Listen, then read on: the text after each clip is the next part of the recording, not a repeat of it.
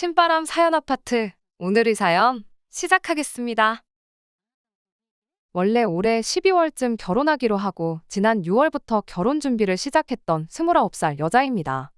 여기에 이렇게 저희 이야기를 하고 있는 걸 보면 결혼이고 뭐고 다 엎어버리고 하소연하러 찾아왔다는 걸 벌써 눈치채신 분들도 계실 것 같네요.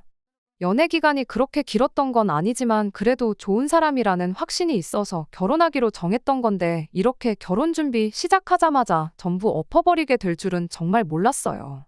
아무리 파리 안으로 굽는 법이라지만 결혼하면 저도 가족이 되는 건데 한 가족이 될 사람으로서 동등한 대우를 받아야 하는 게 당연한 거 아니겠나요?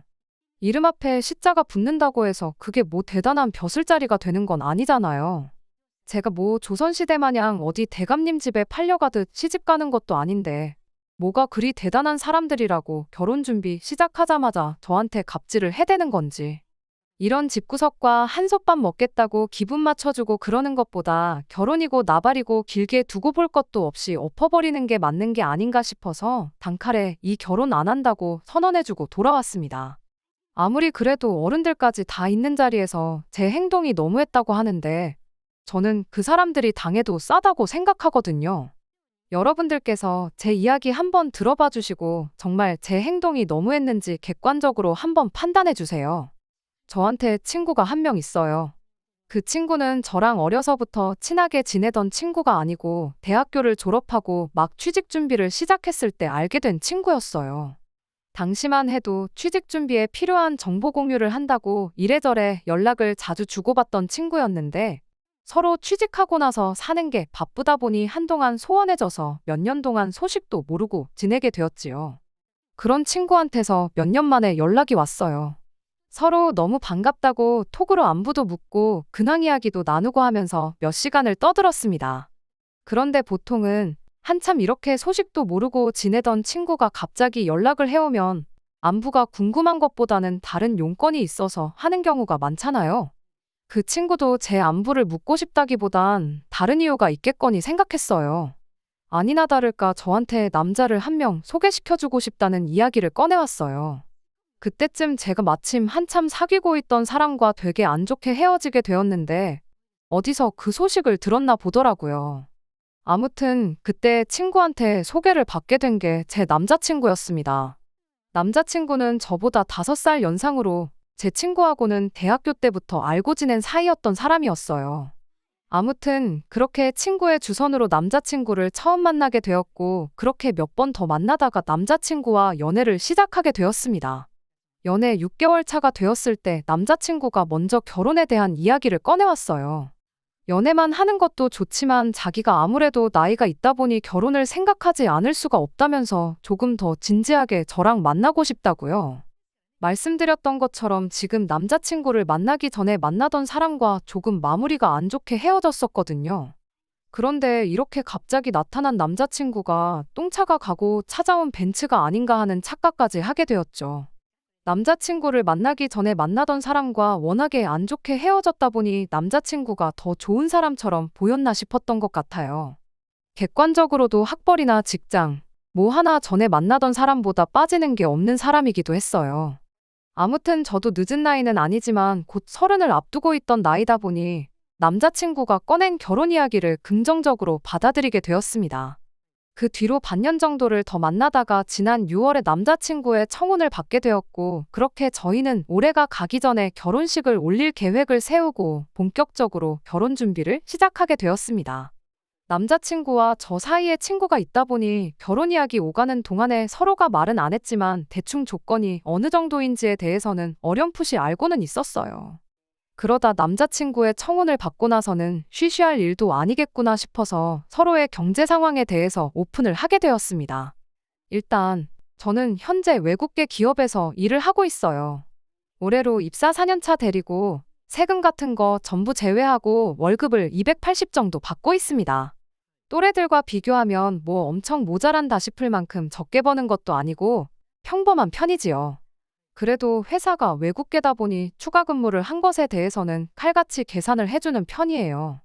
마음만 먹으면 잔업에 야근 이런 거 해서 월 300 정도는 맞춰서 벌 수 있지만 제가 워라밸을 중시하는 사람이다 보니 돈 얼마 더 버는 것보다 일찍 퇴근해서 이것저것 배우며 자기 개발하는데 더 시간을 쏟고 있습니다.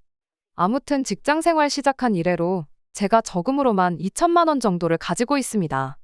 연봉 받는 거 치고 저금이 적은 이유는 대부분의 재산을 주식으로 보유하고 있기 때문입니다. 작년과 재작년에 어떻게 운이 좋아서 주식으로 조금 재미를 봤어요. 주식 계좌에만 한 5천만 원 정도 들어있고요. 더 모으려면 더 모을 수 있었지만 말씀드린 대로 제가 이것저것 배우러 다니는 걸 좋아해서 생활비 외에도 추가적으로 들어가는 부분이 있다 보니 그렇게 7천 가지고 있는 게 전부입니다. 남자친구는 저보다 연봉이 훨씬 높아요. 저랑 5살이나 차이가 나는 만큼 사회생활 경력도 더 길지만 그런 거 다 감안해서 제가 같은 경력이라 할지라도 남자친구가 버는 만큼 벌지는 못합니다. 월급은 이것저것 다 떼고 380 정도 들어오고 명절이나 연말에 나오는 수당 같은 것까지 계산하면 월급이 400을 넘는다고 봐도 무방합니다. 그런데 모아놓은 돈이 4천만 원이 전부였어요. 대신 할부가 다 끝난 차가 한 대 있었습니다. 저는 별말 안 했는데 자기가 차를 처음 샀을 때 출고가가 4천 정도였다고 그럼 저보다 1천만 원은 더 모아놓은 거라고 봐도 무방하지 않냐고 하는 걸 보니 자기가 돈을 썩 잘 모으지 못했다는 걸 알고는 있는 눈치였어요. 그래도 제가 돈을 그것밖에 못 모았냐고 따진 것도 아니고 아무 말도 안 했는데 저러는 걸 보니까 좀 어이가 없었습니다. 그래서 차를 샀을 때 가격이 아니라 지금 당장 처분했을 때 얼마나 쳐주는지를 봐야지 맞는 거 아니냐고 한마디 따졌죠. 그랬더니 남자친구가 난데없이 제 주식을 가지고 걸고 넘어져 왔습니다. 주식도 팔아야 돈인 거 모르냐고 지금 주식 계좌에 있는 5천만 원이 내일도 똑같이 5천만 원이라고 생각하지 말라고 하는 거예요.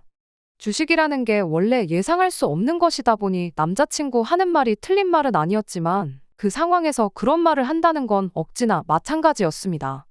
그 말이 나온 순간 당장 제 주식을 처분해버리면 되는 상황이었으니까요. 남자친구야말로 자동차를 당장 업자한테 넘긴다고 하면 출고가 4천은커녕 절반값이나 받을 수 있을까 말까였으니 말이에요.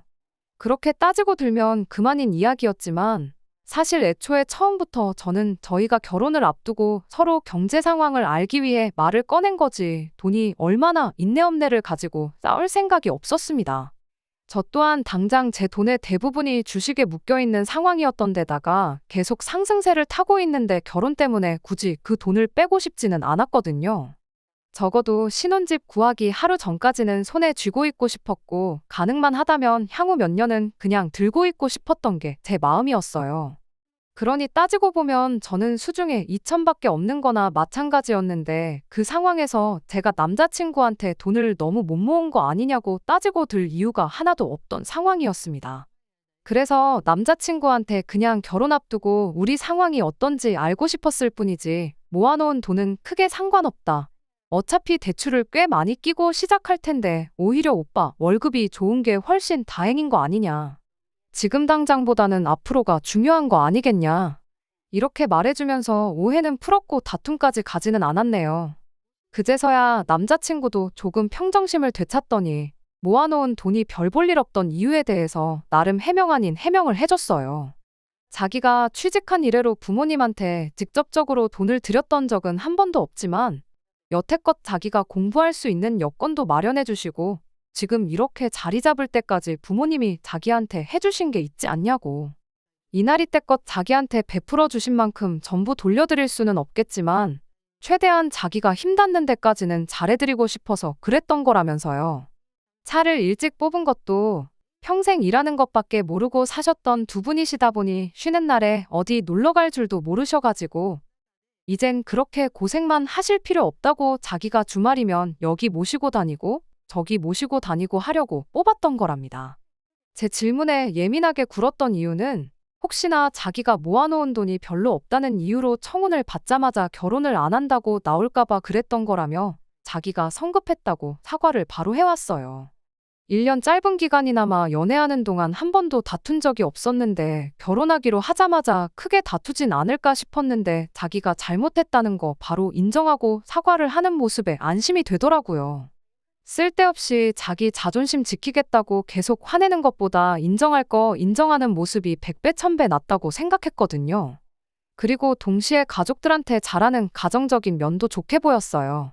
맹목적으로 이제 돈을 버니까 부모님한테 효도하겠다고 돈 받는 대로 퍼주고 그러는 게 아니라 그동안 자식들 미래를 책임지느라 고생하신 부모님과 여지껏 쌓지 못한 추억을 만들기 위해 돈을 썼던 것이니까요.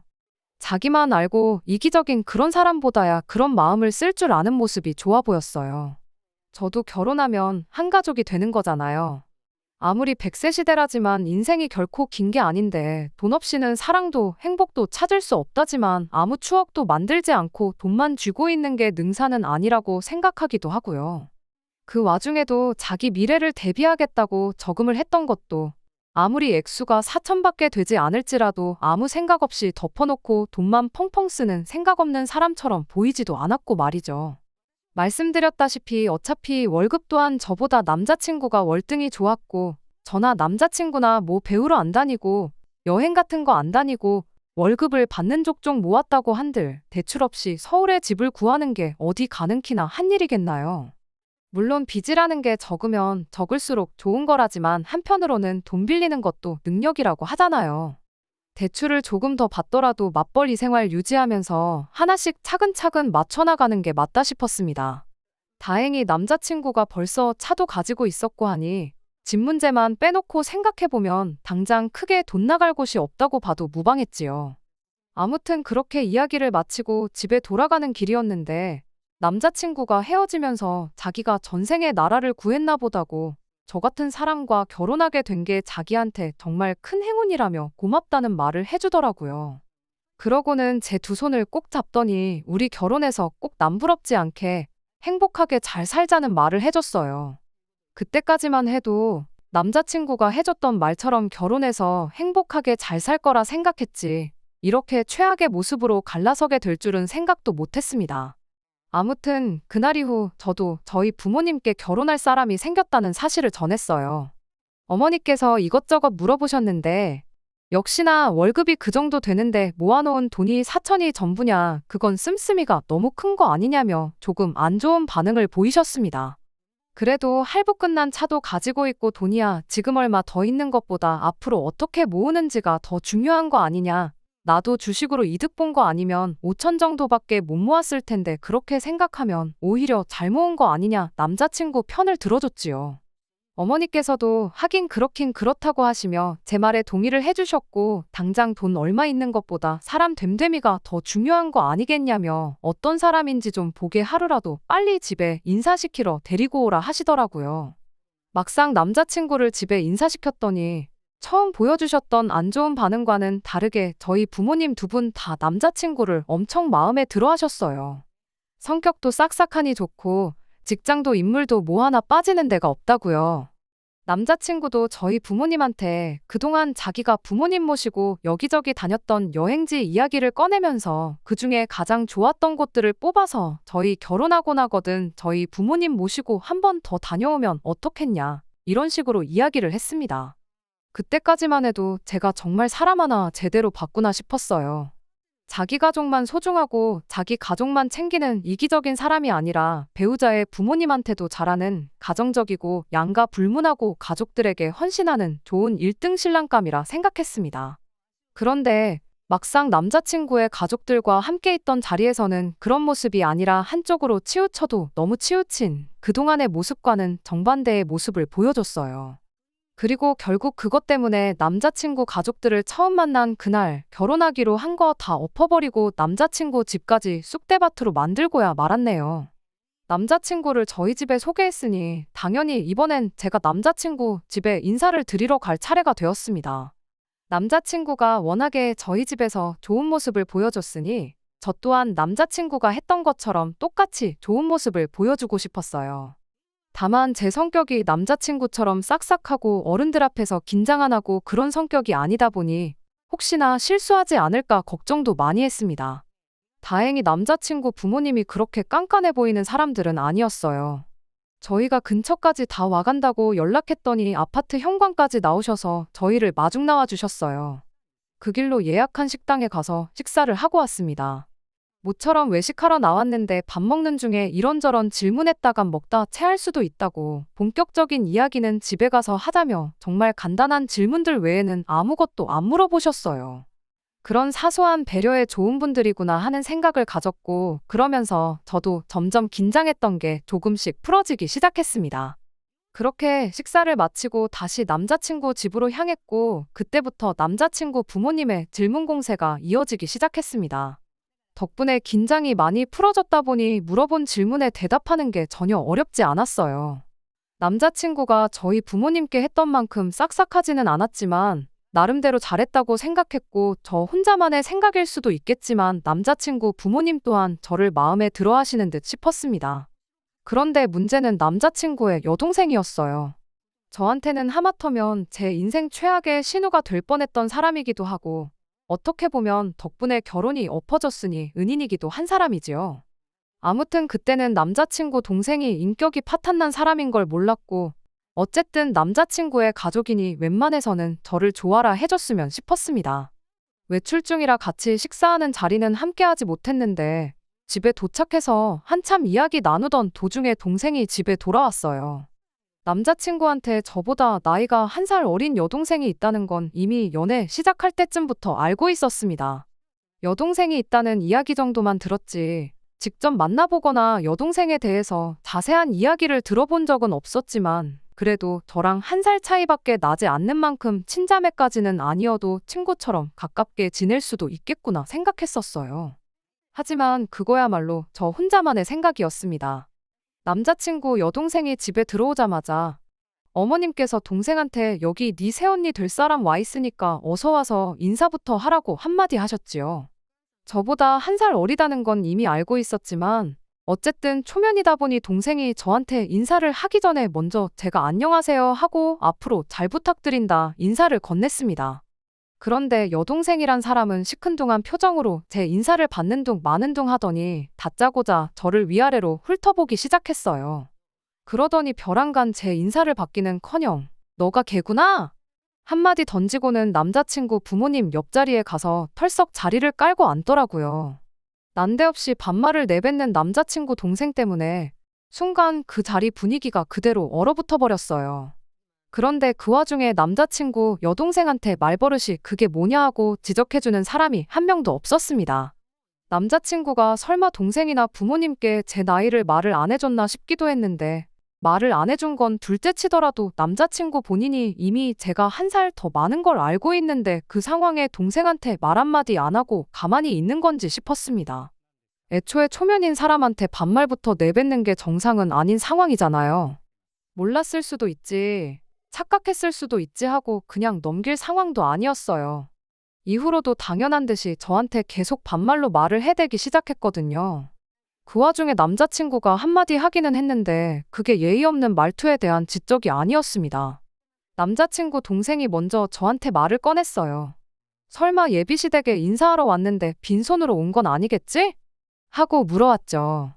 그때 남자친구가 처음으로 입을 열었는데 그게 말투에 대한 지적이 아니라 설마 빈손으로 왔겠냐는 대답을 하고는 제가 사가지고 온 과일 바구니를 턱으로 쭉 하고 가리키더라고요. 남자친구 여동생이 그 과일 바구니를 보더니 안 그래도 자기가 친구랑 나가서 밥 먹고 오는 길인데 기름진 거 먹어서 상큼한 게 땡겼는데 잘 됐다며 저한테 나 과일 좀 먹어도 되지? 하고 한마디 말을 꺼내더군요. 당장 세상에 이건 또 무슨 상황이냐고 따져묻고 싶었지만 그래도 누군가는 이 사람한테 예의 없게 이게 뭐 하는 짓이냐고 먼저 말해주지 않을까 싶어서 가만히 있었습니다. 뭐 당연한 이야기겠지만 누구 하나 나서서 그걸 지적해주는 사람이 없었어요. 저보다 1살 아래면 오빠인 남자친구와 한참 나이차가 나는 건데 집에서 막내로 커서 버르장머리가 없는 건가? 아니면 반대로 막내라서 남자친구고 남자친구 부모님이고 그냥 뭔 짓을 하던 간에 오냐오냐 해주는 건가 싶었어요. 하지만 진짜 어이없는 건 남자친구 여동생 입에서 나온 말도 안 되는 질문이었습니다. 아니, 질문이라고 하기도 뭐하고 오히려 통보에 가까웠지요. 제 의사는 물어보지도 않고 남자친구한테 곧바로 물어보더라고요. 오빠 결혼하면 맞벌이 하는 거냐고 묻더니 그럼 돈을 2배로 벌겠다며 이참에 자기 매달 주던 용돈도 2배로 올려서 100만 원씩 달라는 소리를 했으니까요. 분명 남자친구가 저한테 가족들한테 돈을 퍼주느라 못 모은 게 아니고 가족들과 추억을 만드는데 썼다는 말을 했는데 그 말과는 전혀 다른 이야기가 나오니 적잖이 당황스러웠죠. 그런데 더더욱이 어이가 없었던 건 이어진 남자친구의 반응이었습니다. 2배나 올리기는 뭐하고 조금 더 주긴 하겠다는 예상도 못한 대답을 해왔거든요. 그래서 곧장 남자친구한테 그게 무슨 소리냐고 물어봤어요. 그랬더니 남자친구 대신해서 동생이 대답을 해주더라고요. 오빠가 동생한테 용돈 주는 게 뭐 이상하냐고요. 그래서 제가 대답했어요. 오빠가 동생한테 용돈 정도 당연히 줄 수 있는 건데 매달 50만 원씩 주는 건 이상한 거 맞다고요. 그리고 남자친구한테 용돈을 올려주는 게 무슨 소리냐고, 결혼해서 맞벌이를 하는 게 오빠 월급이 오르는 건 아니지 않냐, 그리고 매달 50만 원 주는 것도 가당치도 않은 소리라고 했어요. 여태까지 줬다면 줬던 걸 도로 뺏어올 수는 없으니 거기까지는 묻지도 따지지도 않으려고 했습니다. 다만 앞으로 저희 결혼할 때까지, 아니 못해도 결혼식 올리고 나서는 더 이상 용돈은 줘서는 안 된다고, 우리가 뭐 억만금을 모아놓고 결혼하는 것도 아니고 대출만 몇 억을 받게 생겼는데 그런 데다가 쓸 여유는 이제 없는 거 알지 않냐고요. 남자친구도 그 상황이 안 된다고, 여동생 용돈은 내가 꼭 챙겨주고 싶다는 말은 못하고 알겠다고 대답을 했습니다. 그런데 남자친구 동생이 그 말을 듣더니 혼자서 개거품을 물면서 말 그대로 발광을 하기 시작했어요. 급기야는 용돈을 끊을 거면 차라리 결혼을 하지 말라는 소리를 하는데 아주 꼴이 가관이더라고요. 갑작스러운 남자친구 여동생의 돌발 행동에 안 그래도 얼어붙기 시작했던 집안 분위기가 한층 더 막장으로 치닫고 있었습니다. 그제서야 남자친구 부모님이 나서서 이게 뭐 하는 짓이냐고, 쓸데없이 이럴 거면 그냥 방에 들어가서 조용히 있으라고 한마디 해주시더군요. 덕분에 남자친구 여동생이 잠깐 잠잠해졌어요. 그러더니 혼자 제가 사온 과일들을 손에 들고 있던 과도로 이리 쑤시고 저리 쑤시고 난리도 아니었습니다. 급기야는 어디서 이렇게 깎아먹기도 힘든 과일을 사왔냐며 저보고 과일 좀 잘라오라고 칼을 건네주더라고요. 뭐 위협이라도 하려는 건지 칼날 부분을 저한테 향하게 해서는 말입니다. 안 그래도 등장하자마자부터 저를 기분 나쁘게 했고 거기에 엎어서 용돈 문제로까지 사람 속을 뒤집어놨는데 그것도 모자라 1살 어린 예비 손아래 신우가 저한테 과일을 깎아오라고 시키니 더더욱 기분이 좋을 일이 없었어요. 그런데 거기에 칼날까지 저를 향하게 해서 건네주니 웬만해선 평정심을 유지하려고 했던 저도 순간 표정 관리가 안 되더라고요. 그런 제 표정의 변화를 눈치챈 건지 얼굴 표정 좀 보라면서 뭐 기분 나쁘냐는 식으로 한마디를 하대요. 그와 동시에 남자친구도 입을 열었는데 동생한테 뭐라 한마디 하는 게 아니고 저한테 한마디를 하는 겁니다. 동생이 저랑 친해지고 싶어서 장난치는 거니까 좀 참으라면서요. 예상도 못한 남자친구 한마디에 오히려 더 이상 참을 수가 없었습니다. 100번 양보해서 이걸 장난으로 봐준다고 해도 정도가 있지, 초면에 반말하는 것부터 행동까지 이게 뭐 하는 짓이냐고 한마디 했어요. 그랬더니 남자친구 여동생이 저한테 한다는 소리가 키도 조그만 게 보기보단 성깔이 있네 하면서 왜 우리 엄마 아빠가 네 편 들어주니까 기세가 등등해진 거냐고 한마디 하더라고요. 대놓고 시비를 걸어오는데 암만 자리가 자리라고 할지라도 저도 가만히 듣고만 있지는 않았어요.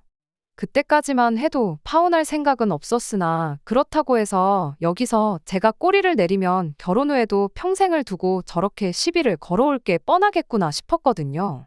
그래서 한마디 했어요. 대놓고 시부모님 되실 분들 앞에서 남자친구 여동생이랑 똑같이 굴면서 싸울 생각은 아니었고 그냥 이성적으로 한마디 해주면 되겠거니 싶어서 최대한 좋게 좋게 이야기했습니다. 나보다 나이도 어린 걸로 알고 있는데 초면부터 반말하고 이젠 과일까지 깎아오라고 명령하는 거냐고요. 그리고 원래 칼같이 날이 달린 거 다른 사람한테 건네줄 때는 손잡이 부분을 그 사람을 향하게 해서 건네줘야 하는 거라고, 제대로 못 배운 것 같아서 알려주는 거니 새겨들으라고 깔끔하게 한마디 해줬습니다. 그랬더니 저보고 나이 1살 많다고 꼴에 언니 대접은 받고 싶은가 보네 하면서 혼자 비웃기 시작하더라고요. 어이가 없었죠. 내가 언니 대접을 받겠다고 이러는 게 아니라 맞는 말이라고. 그냥 나이만 두고 봐도 내가 한 살 더 많은 언니고 아가씨 오빠랑 결혼하면 서열상으로도 아가씨가 내 손아래 신우가 되는 거지 내 언니가 되는 게 아닌 거 모르냐고요. 그랬더니 돌아온 대답이 아주 가관이었습니다.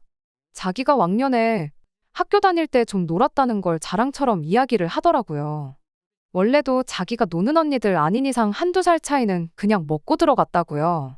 특히 자기 주변 사람들 중에 자기랑 한 살 차이 나는 사람들 중에 자기가 자기 입으로 언니라고 부르는 사람들이 손에 꼽는답니다.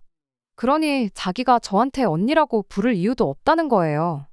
그러더니 뭐 자기가 반말하는 게 그렇게 불만이냐고 하더니 불만 있으면 어쩔 건데 하고는 여지까지 찍소리도 못하고 있다가 우리 엄마 아빠가 한번 편들어줬다고 그리고 우리 오빠가 바로 옆에 있으니까 무슨 일이 나겠나 싶어서 까부는 거 아니냐고 시비를 걸대요.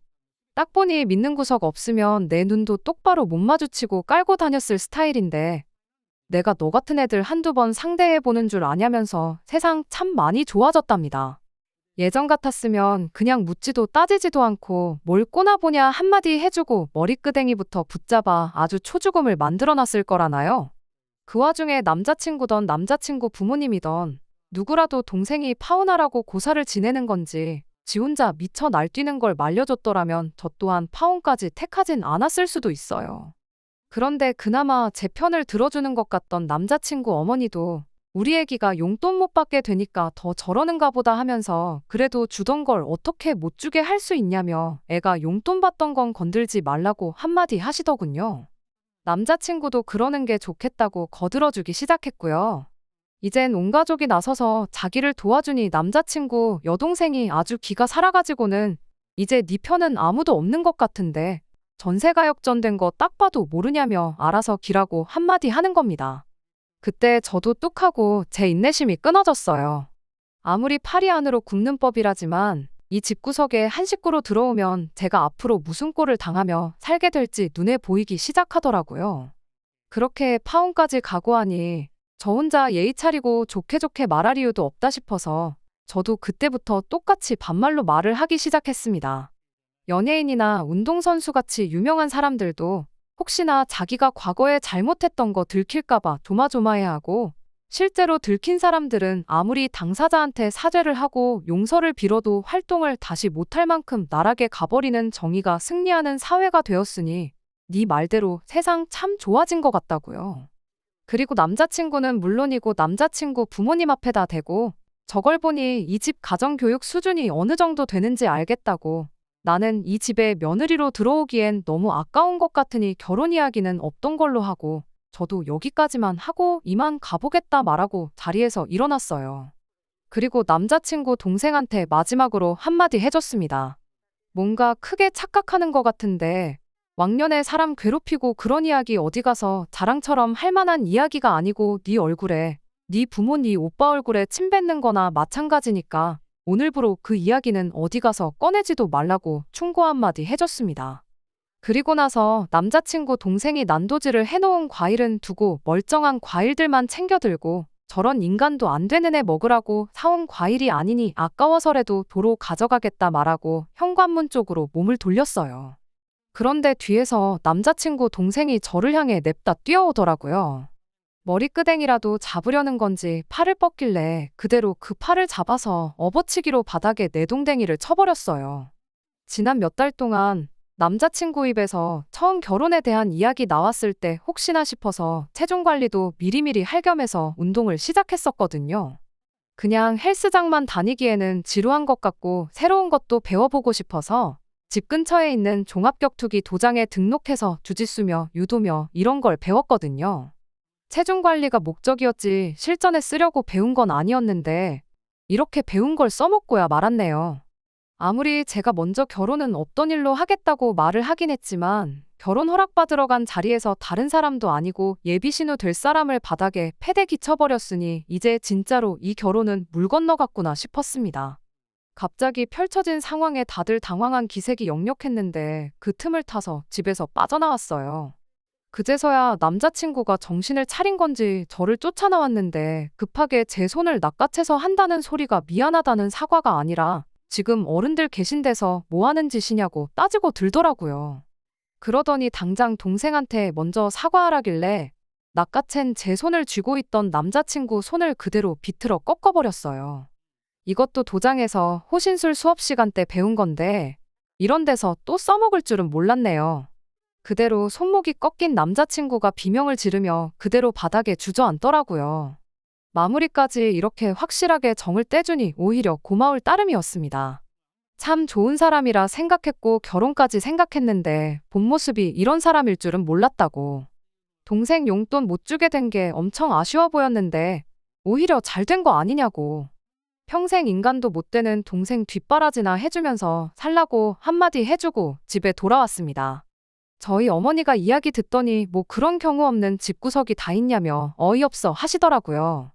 남자친구를 맘에 들어하긴 하셨지만 제 인생이 시궁창으로 빠지게 될 게 눈에 뻔한 상황인데 오히려 현명한 결정을 내렸다고 잘했다고 칭찬해 주셨어요. 제가 나이가 많은 것도 아니고 능력이 없는 것도 아닌데 미천 다 드러난 집구석에 제가 시집갈 이유가 하나도 없다고요. 다들 하나같이 심지어 도장 사범님마저도 제가 잘했다고 이야기만 들어도 속이 다 시원하다는 반응이었는데 딱 한 사람 다른 반응을 보인 사람이 있었어요. 바로 남자친구를 저에게 소개해줬던 그 친구였습니다. 그래도 다른 사람도 아니고 남자친구 부모님이 계신 자리인데 그렇게 쑥대밭으로 만들어 놓았어야 했냐며 제가 잘못했다고 하더라고요. 남자친구가 자기 회사랑 가장 큰 거래처에서 일하는 사람인데 혹시나 제 일 때문에 자기 일하는데 지장이 생기면 어떡하냐면서 저보고 빠른 시일 내로 남자친구한테 사과를 했으면 좋겠다고 하더라고요. 아마 저를 소개시켜줬던 것도 남자친구한테 잘 보이려고 해줬던 거겠구나 싶었고 그걸 알게 되니 이 친구하고도 계속 가깝게 지낼 이유가 없겠구나 싶었습니다. 남자친구나 이 친구 말 맞다나 예비시 부모님 될 사람 앞에서 그 집 딸을 바닥에 패대기 치고 예비 신랑 손목을 꺾어서 무릎까지 꿇게 만든 게 정말 제가 잘못한 일인가요? 저는 아직도 제가 잘못한 거 하나도 없다고 생각합니다. 그 인간들은 당해도 싼 인간들이고 그 정도로 해도 평생 정신 못 차리고 살 거라는 걸 알고 있거든요. 어차피 취직한 이래로 연락도 거의 없이 생사 정도만 알고 지낸 친구였다 보니 손절하는데 그렇게 아쉬움이 남거나 어려운 건 하나도 없었어요. 덕분에 제 인생에 평생 필요 없을 인맥도 하나 정리했네요.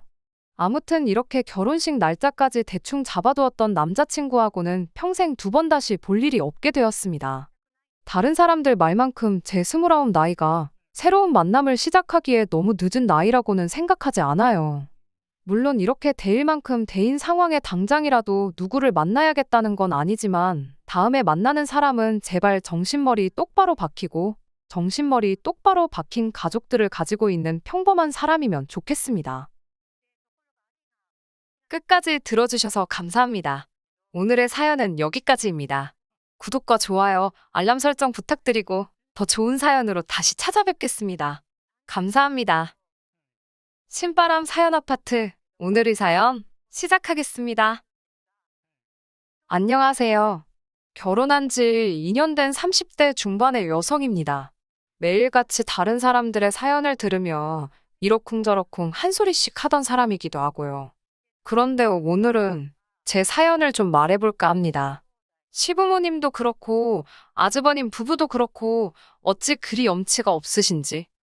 솔직히 시댁 식구들이 아무리 개차반이어도 남편만 멀쩡하면 이래저래 참고 살아봤을 거예요. 시댁 식구들하고 같이 사는 것도 아닌데 제가 뭐 한다고 이혼까지 하겠어요? 하지만 팔은 안으로 굽는다잖아요. 남편은 무슨 일이건 간에 시댁 식구들과 관련이 있다 싶으면 무조건 제가 이해하고 넘어가길 바랬어요. 남편이 아니라 남의 편이라더니 정말 그 말이 딱이더라고요. 이럴 거였으면서 왜 그렇게 절 꼬시려고 안달이 나 있던 걸까요? 남편은 저희 아버지 건물 3층에서 국어교습소를 운영하고 있었습니다. 저는 1층에서 카페를 운영하고 있었고요.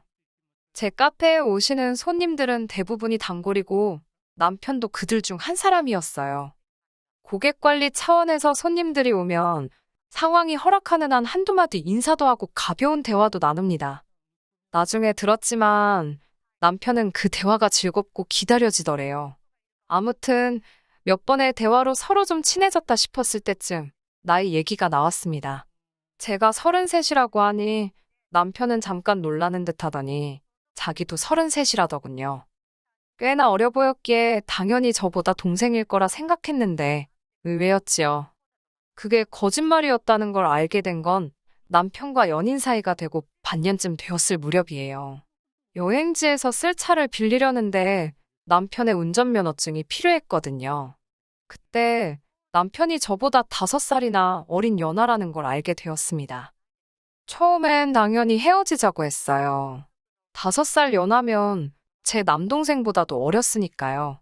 하지만 남편은 제가 너랑 나는 안 된다고 할수록 오히려 결혼하자며 더 저돌적으로 나왔습니다. 제가 어이가 없어서 그러면 한번 지금 가진 게 얼마나 되는지 말해보라고 했어요. 예를 들어 현재 얼마나 벌고 있는지, 모아둔 돈은 얼마나 있는지, 시부모님 재산 상태라던가 보통 사람들이 말하는 객관적인 조건들 말이에요. 남편의 수입은 월 300 정도였고 시부모님은 좋은 동네에서 월세로 살고 계시다 했습니다. 재산은 잘 모르지만 소일거리로 한 달에 100에서 200 정도 벌고 계신 걸로 안답니다. 위로 결혼한 형이 있는데 평범한 회사원이라고요. 남편이 모아둔 돈은 3천 정도였는데 그 부분에 대해서는 솔직히 기대가 없었으니 실망도 없었다고 표현하는 게 적절하겠네요. 저보다 5살이나 어린데다가 군대 갔다 오고 어쩌고 이런 거 저런 거 생각하면 오히려 3천을 모았다는 게 기특해 보일 지경이었으니까요. 어떻게든 저한테 잘 보이려고 용을 쓰는 그 모습이 기특하기도 했고 나이를 알기 전부터 이미 만나오면서 사랑하는 마음도 쌓여 있었으니 결국 헤어지지 못했습니다. 오히려 상황을 해결하겠다며 남편이 보여준 추진력과 성실함에 더 확신을 갖게 된 것도 같아요. 돈이야 물론 있으면 좋았겠지만 없다는데 그걸 뭐라고 할 수도 없고 아직 갈 길이 구말리니까 둘이 같이 벌면 된다고 생각했어요. 이런 말 뭐하지만 저도 벌 만큼은 벌고 있었고 친정도 여유가 있었으니까 돈 문제에 있어서는 크게 예민하지 않았네요. 그렇게 저희는 2년의 연애 끝에 부부의 연을 맺게 되었습니다. 저와 남편 둘만의 결혼 생활을 이야기하자면 다른 부부들처럼 가끔 부딪히는 일이 있긴 했어도 무난한 편이었어요. 시댁 식구가 얽히는 경우만 제외한다면요. 더 정확히 말씀드리자면 시댁 식구가 얽혔다는 건 돈 이야기가 나왔을 때를 말하는 거예요. 이제 와서 돌이켜보면 진짜 돈 때문에 궁상맞은 시댁 식구들 때문에 정말 못 같은 일들이 많았는데요. 그걸 나열하자면 한도 끝도 없으니 몇 가지만 이야기해볼까 봐요. 결혼 초에 있었던 일입니다. 앞서 말씀드렸다시피 저도 남편도 저희 아버지 건물에서 사업을 하고 있었잖아요. 사람들은 제가 딸이니까 월세를 안 낼 거라고 생각하던데 저도 될 거 다 내면서 장사하는 입장이었습니다. 아버지께선 설령 그 돈을 다시 저에게 용돈으로 줄 때 주더라도 일단 받을 건 받아야 한다며 돈 거래는 깨끗이 하는 게 좋다고 하시는 분이시거든요. 그런데 정말 결혼하고 한 두세 달쯤 됐을 무렵이었어요. 아버지께서 저에게 왜 강서방은 월세를 입금을 안 하냐고 강서방 사업이 잘 안 되냐고 물어보셨어요. 학생 수도 늘고 있었고 옆에 빈 사무실로 교습소를 확장하네만에 하는 상황이었는데 그런 소리를 들으니 당황스럽더군요. 제가 아버지께 그럴 리가 없다고 한번 확인해 보겠다 했습니다. 아버지께서는 혹시나 말 못할 사정이 있을지도 모르니 조심해서 물어보라 하셨어요. 괜히 남편 자존심 건들지 말라고요. 아무래도 딸에 비해 한참 어린 사위라서 그런지 저희 부모님께서는 행여 남편 입장에서 장인 장모가 자기가 어리다고 무시한다고 오해라도 할까봐 걱정을 많이 하셨어요. 그래서 말 한마디라도 늘 조심해 주셨고 배려해 주셨습니다. 밀린 월세에 대한 남편으로부터 돌아온 대답은 황당했습니다. 장인어른 건물인데 사위가 월세를 왜 내냐입니다. 제가 황당해서 친정부모님은 건물에서 나오는 월세로 생활비도 하시고 노후 준비도 하신다. 다 친정부모님 재산인데 그걸 당신이 왜 마음대로 낼지 말지를 정하냐니까. 이제 한가족인데 그런 걸 다 따지시냐며 자기는 생각도 못했답니다. 그러더니 월세는 내겠다면서 대신 확장은 못하겠다며 한숨을 푹푹 쉬더라고요. 이제 보니까 비어있던 사무실도 공짜로 쓸 셈이었던 거지요.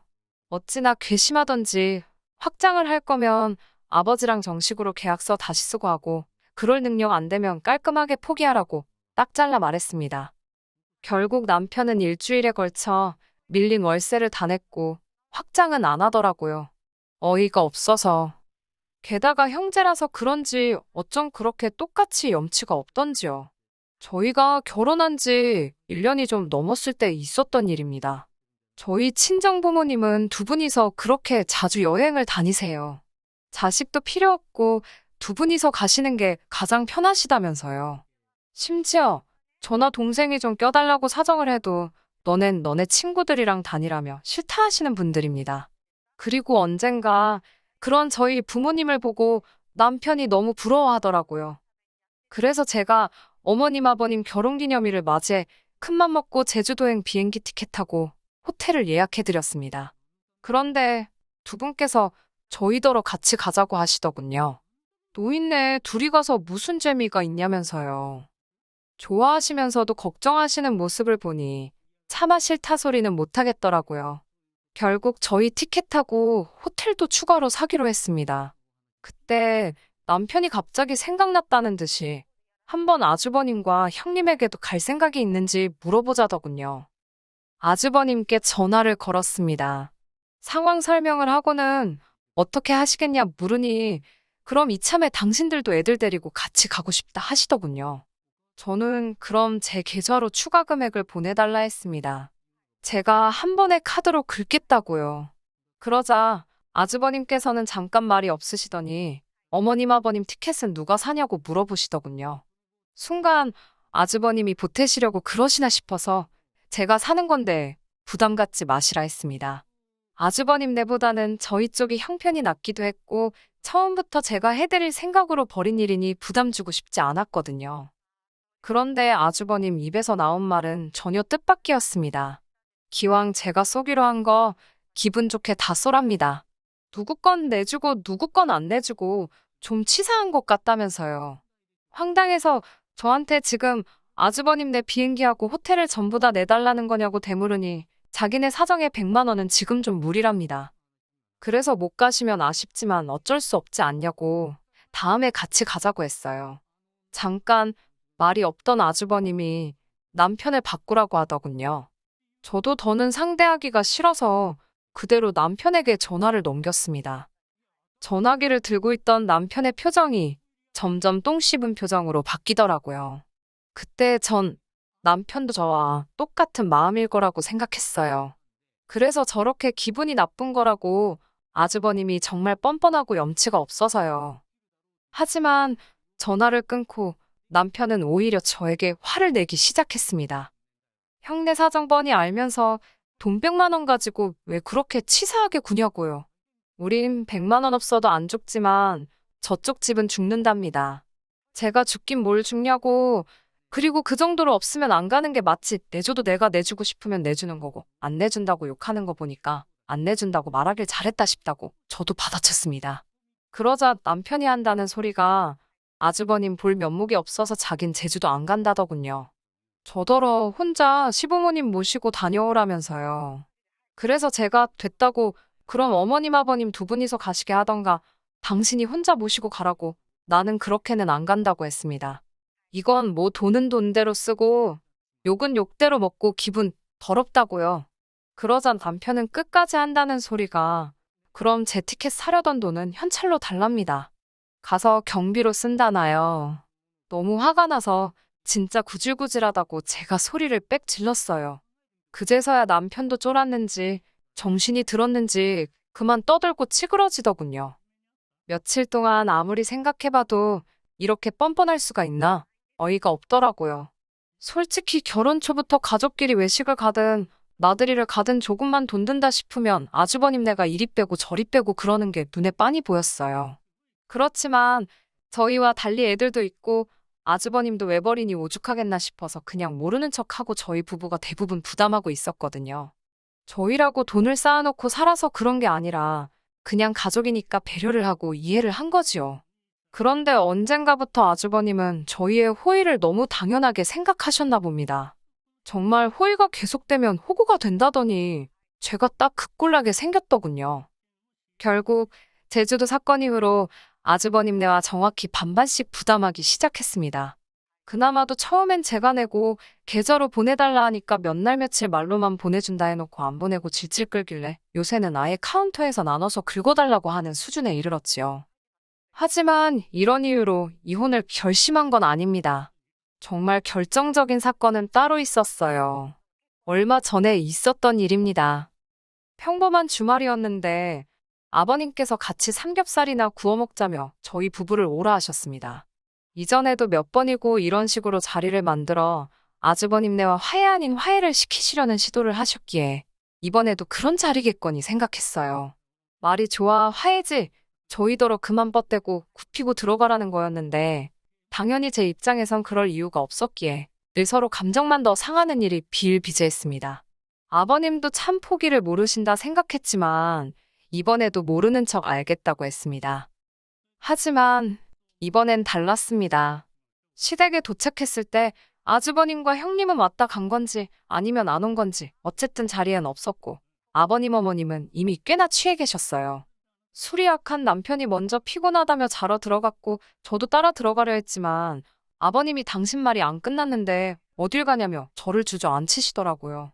이후로 2시간 가까이 아버님의 연설을 듣고 있었는데 갑자기 이야기가 이상한 쪽으로 흘러가기 시작했어요. 뜬금없이 아버님께선 저더러 섭섭하다셨어요. 완전 비꼬시는 말투로 너는 친정도 잘 살고 너도 돈 잘 벌고 좋겠다고 그렇게 너만 잘 먹고 잘 살면 좋냐고요. 이건 뭐 쌍시옷만 없었지 거의 면전에 욕하시는 것 같더라고요. 그러더니 저더러 너네 친정부모는 집도 2개라 좋겠답니다. 당신들은 월세 내는 것도 빠듯하다면서 저희 친정부모님이 남한테 그걸 전세 줄 게 아니라 당신들 좀 살게 해주면 얼마나 좋겠냐고요. 하다못해 월세라도 아끼면 숨통 좀 트일 것 같다면서 사람이 다 같이 잘 먹고 잘 사는 게 좋지 혼자만 잘 살면 그게 무슨 소용이냐입니다. 어머님 아버님께서 전세금만 있으시다고 하면 당연히 살게 해드릴 수 있지요. 하지만 전세가 6억인가 7억인가 하는 아파트예요. 제가 알기로 어머님 아버님 6, 7억이 뭔가요? 1억도 없으신 분들입니다. 한마디로 억지를 쓰고 계셨어요. 그러더니 무슨 물꽃 터진 것 마냥 아버님의 불평불만이 끝도 없이 나오기 시작했습니다. 아버님께서는 요새 당신 나이에 차 없는 사람이 누가 있냐면서 돈이 없어서 비행기는 못 타도 차라도 있으면 어디 가서 콧바람은 좀 쐬고 다니지 않겠냐고 계속 차 타령을 하시더라고요. 아니면 택시라도 타고 다니게 돈 좀 달라셨습니다. 무릎이 아파서 지하철이고 버스고 못 타시겠다고요.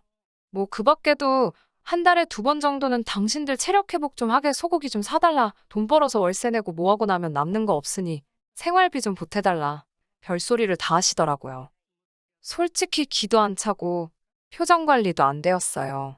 술 취한 사람을 상대로 무슨 말을 하겠냐 싶어 대꾸도 좀 하다가 그냥 말았습니다. 제가 말해봤자 듣지를 않으셨으니 말이 통하지도 않았고요. 그럼에도 불구하고 취중진담이라잖아요. 속으로 저런 욕심을 내고 계셨다니 갑갑하더라고요. 이튿날 아침 일찍 자는 남편은 내버려두고 저 혼자 집에 왔습니다.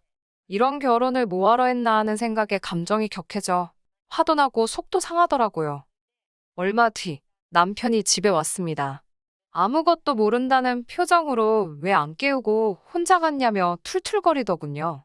남편에게 간밤에 아버님이 하신 이야기를 들려주었습니다. 취하셨다고는 해도 내 마음이 많이 상했고 솔직히 너무 답답하다고요. 그러자 남편 반응이 가관이었습니다. 자기 부모님이 오죽하시면 그런 말씀을 하셨겠냐며 꾹꾹 눌러놓으셨던 저에 대한 실망과 화가 터져나온 거랍니다. 자기가 보기에도 제가 돈 좀 있다고 어머님 아버님한테도 그렇고 아주버님한테도 너무 예의가 없었다는 거예요. 솔직히 이번에 차 바꾼 것도 그렇답니다. 그럴 돈이 있으면 제 차를 업그레이드 할 게 아니라 이참에 아버님도 한 대 딱 사드렸어야 한답니다. 어머님 아버님 입장에선 어린 아들, 나이 많은 며느리한테 보냈을 때는 말씀은 안 하셔도 기대하시는 바가 있으셨을 거라고요. 오해하지 말고 들으라면서 자기가 정말 객관적으로 이야기하는 거라는데 어처구니가 없더라고요. 내가 먼저 결혼하자고 그랬냐니까 자기는 저한테 기대고 살 수 있을 줄 알았답니다.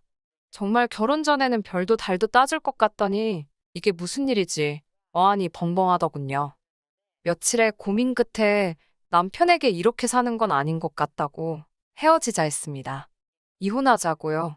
당신도 무섭고 당신 가족들도 무섭다고 했네요. 나를 무슨 봉으로 아는 것 같은데 이러다 나중에 내 재산 넘볼까 무서워서 같이 못 살겠다 했습니다. 자꾸 나더러 돈 많다고 하는데 맞다고 나 정말 돈이 많아서 너 같은 그지 새끼랑은 못 살겠다 했네요. 적선도 한두 번이지 이러다 지갑 내놓으라 할까봐 무서워서 한 집에 못 있겠다고요.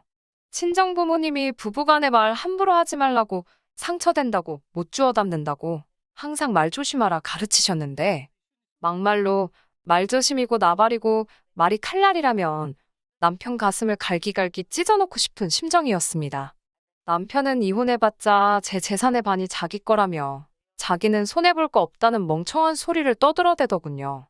제가 나이도 어린 게 까불고 있다면서 세상 일이 그렇게 네 생각대로 굴러가질 않는다고 어디 좋은 변호사 한번 찾아보라 했습니다. 저희는 그렇게 결국 남남이 되었습니다. 이혼의 문턱까지 가서야 남편은 저에게 정말 잘못했다고 거의 싹싹 빌다시피 사과를 해왔어요. 평생 제 말 잘 듣고 살겠다면서 한 번만 봐달라고요. 원하면 시댁 식구들 그 누구와도 연락하지 않을 자신도 있다 했습니다. 당연히 믿지 않았지요. 남편을 포함한 모든 시댁 식구들을 차단했고 조금이라도 관련 있는 사람들에겐 남편의 거지근성 때문에 이혼했다 했습니다. 사람들이 어떻게 받아들일지 행여 남편 귀에 들어가면 찾아오진 않을지 걱정이 안 된 건 아니지만 또 거짓말도 아니니까 굳이 성격 차이내 모네 말 같지도 않은 변명은 하기 싫었거든요. 비록 이혼녀 딱지를 달게 되었지만 인생 공부 한번 세게 했다 생각하고 털어버려야겠지요. 아, 그리고 지난달에 남편 사무실 계약 기간이 끝났거든요. 친정아버지께서 공실로 놀리는 한이 있어도 너한테는 안 내준다며 계약 연장 안 받아주셨습니다. 남편은 아무리 그래도 남의 밥줄 가지고 이러는 게 어딨냐고 치사하다고 생난리를 쳤지만 이제 남남인데 알게 뭐래요. 밥줄이 이어지든 끊어지든 걔가 물어가든 제 할 바는 아니잖아요. 이참에 남편이 정신 차리고 철 좀 들면 좋겠네요. 인생은 실전이라는 것도 좀 배우고요. 끝까지 들어주셔서 감사합니다. 오늘의 사연은 여기까지입니다. 구독과 좋아요, 알람 설정 부탁드리고 더 좋은 사연으로 다시 찾아뵙겠습니다. 감사합니다. 신바람 사연 아파트, 오늘의 사연 시작하겠습니다. 안녕하세요. 신우의 심해부, 시어머니 때문에 아주 이제 무슨 말 앞에 시자만 들어가면 진절머리가 날 정도로 지긋지긋합니다. 저는 여태까지 남편이라는 말이 남자 중에서 내 편이라서 그래서 남편이라고 하는 것인 줄 알았는데 아주 대놓고 시자들 편만 들어대니 이제는 남이 편이라서 남편이구나 싶은 생각뿐이에요. 남편이란 두 글자의 시자는 안 들어갔지만 저러는 거 보고 있자니 들어간 거랑 똑같다고 봐도 되지 않나 싶네요. 물론 세상의 모든 시어머니들이, 신우들이 나쁘다고 하는 소리는 아닙니다. 저와는 다르게 좋은 가족들 만나신 분들도 계시겠지요. 아마 모르긴 몰라도 저 같은 사람보다는 정상적인 식가족들 만나서 화목한 가정을 이루고 지내시는 분이 훨씬 더 많을 거라 생각됩니다. 옛날부터 같은 물건을 사도 친구들보다 훨씬 오래 쓰고 품질 좋은 것들만 뽑아서 제가 뽑기 운이 참 좋다고 생각했는데 왜 뽑아도 하필이면 이런 시자들을 뽑은 건지 정작 중요한 거 뽑을 때는 왜 이렇게 운이 없었나 싶습니다. 겉으로 보이는 모습보다 내면이 중요한 건데 그 본질을 몰라보고 운으로 좋은 가족 만나려고 했던 제 실수가 가장 크겠지만 말이에요. 그래도 남편만은 제 편인 줄 알았어요. 힘든 상황에 같이 고생하고 노력해서 그 역경을 이겨내면 남편도 저도 행복해지고 나아가선 그 가족들까지도 전부 행복하게 될 줄 알았는데 이 시자들에게는 고생하고 노력하는 사람이 이 세상에 며느리 한 명이면 충분하다고 생각하고 있었다는 걸 모르고 있었네요. 남편은 저보다 한 살이 많아요. 나이차가 그렇게 많이 나는 편은 아니었지요.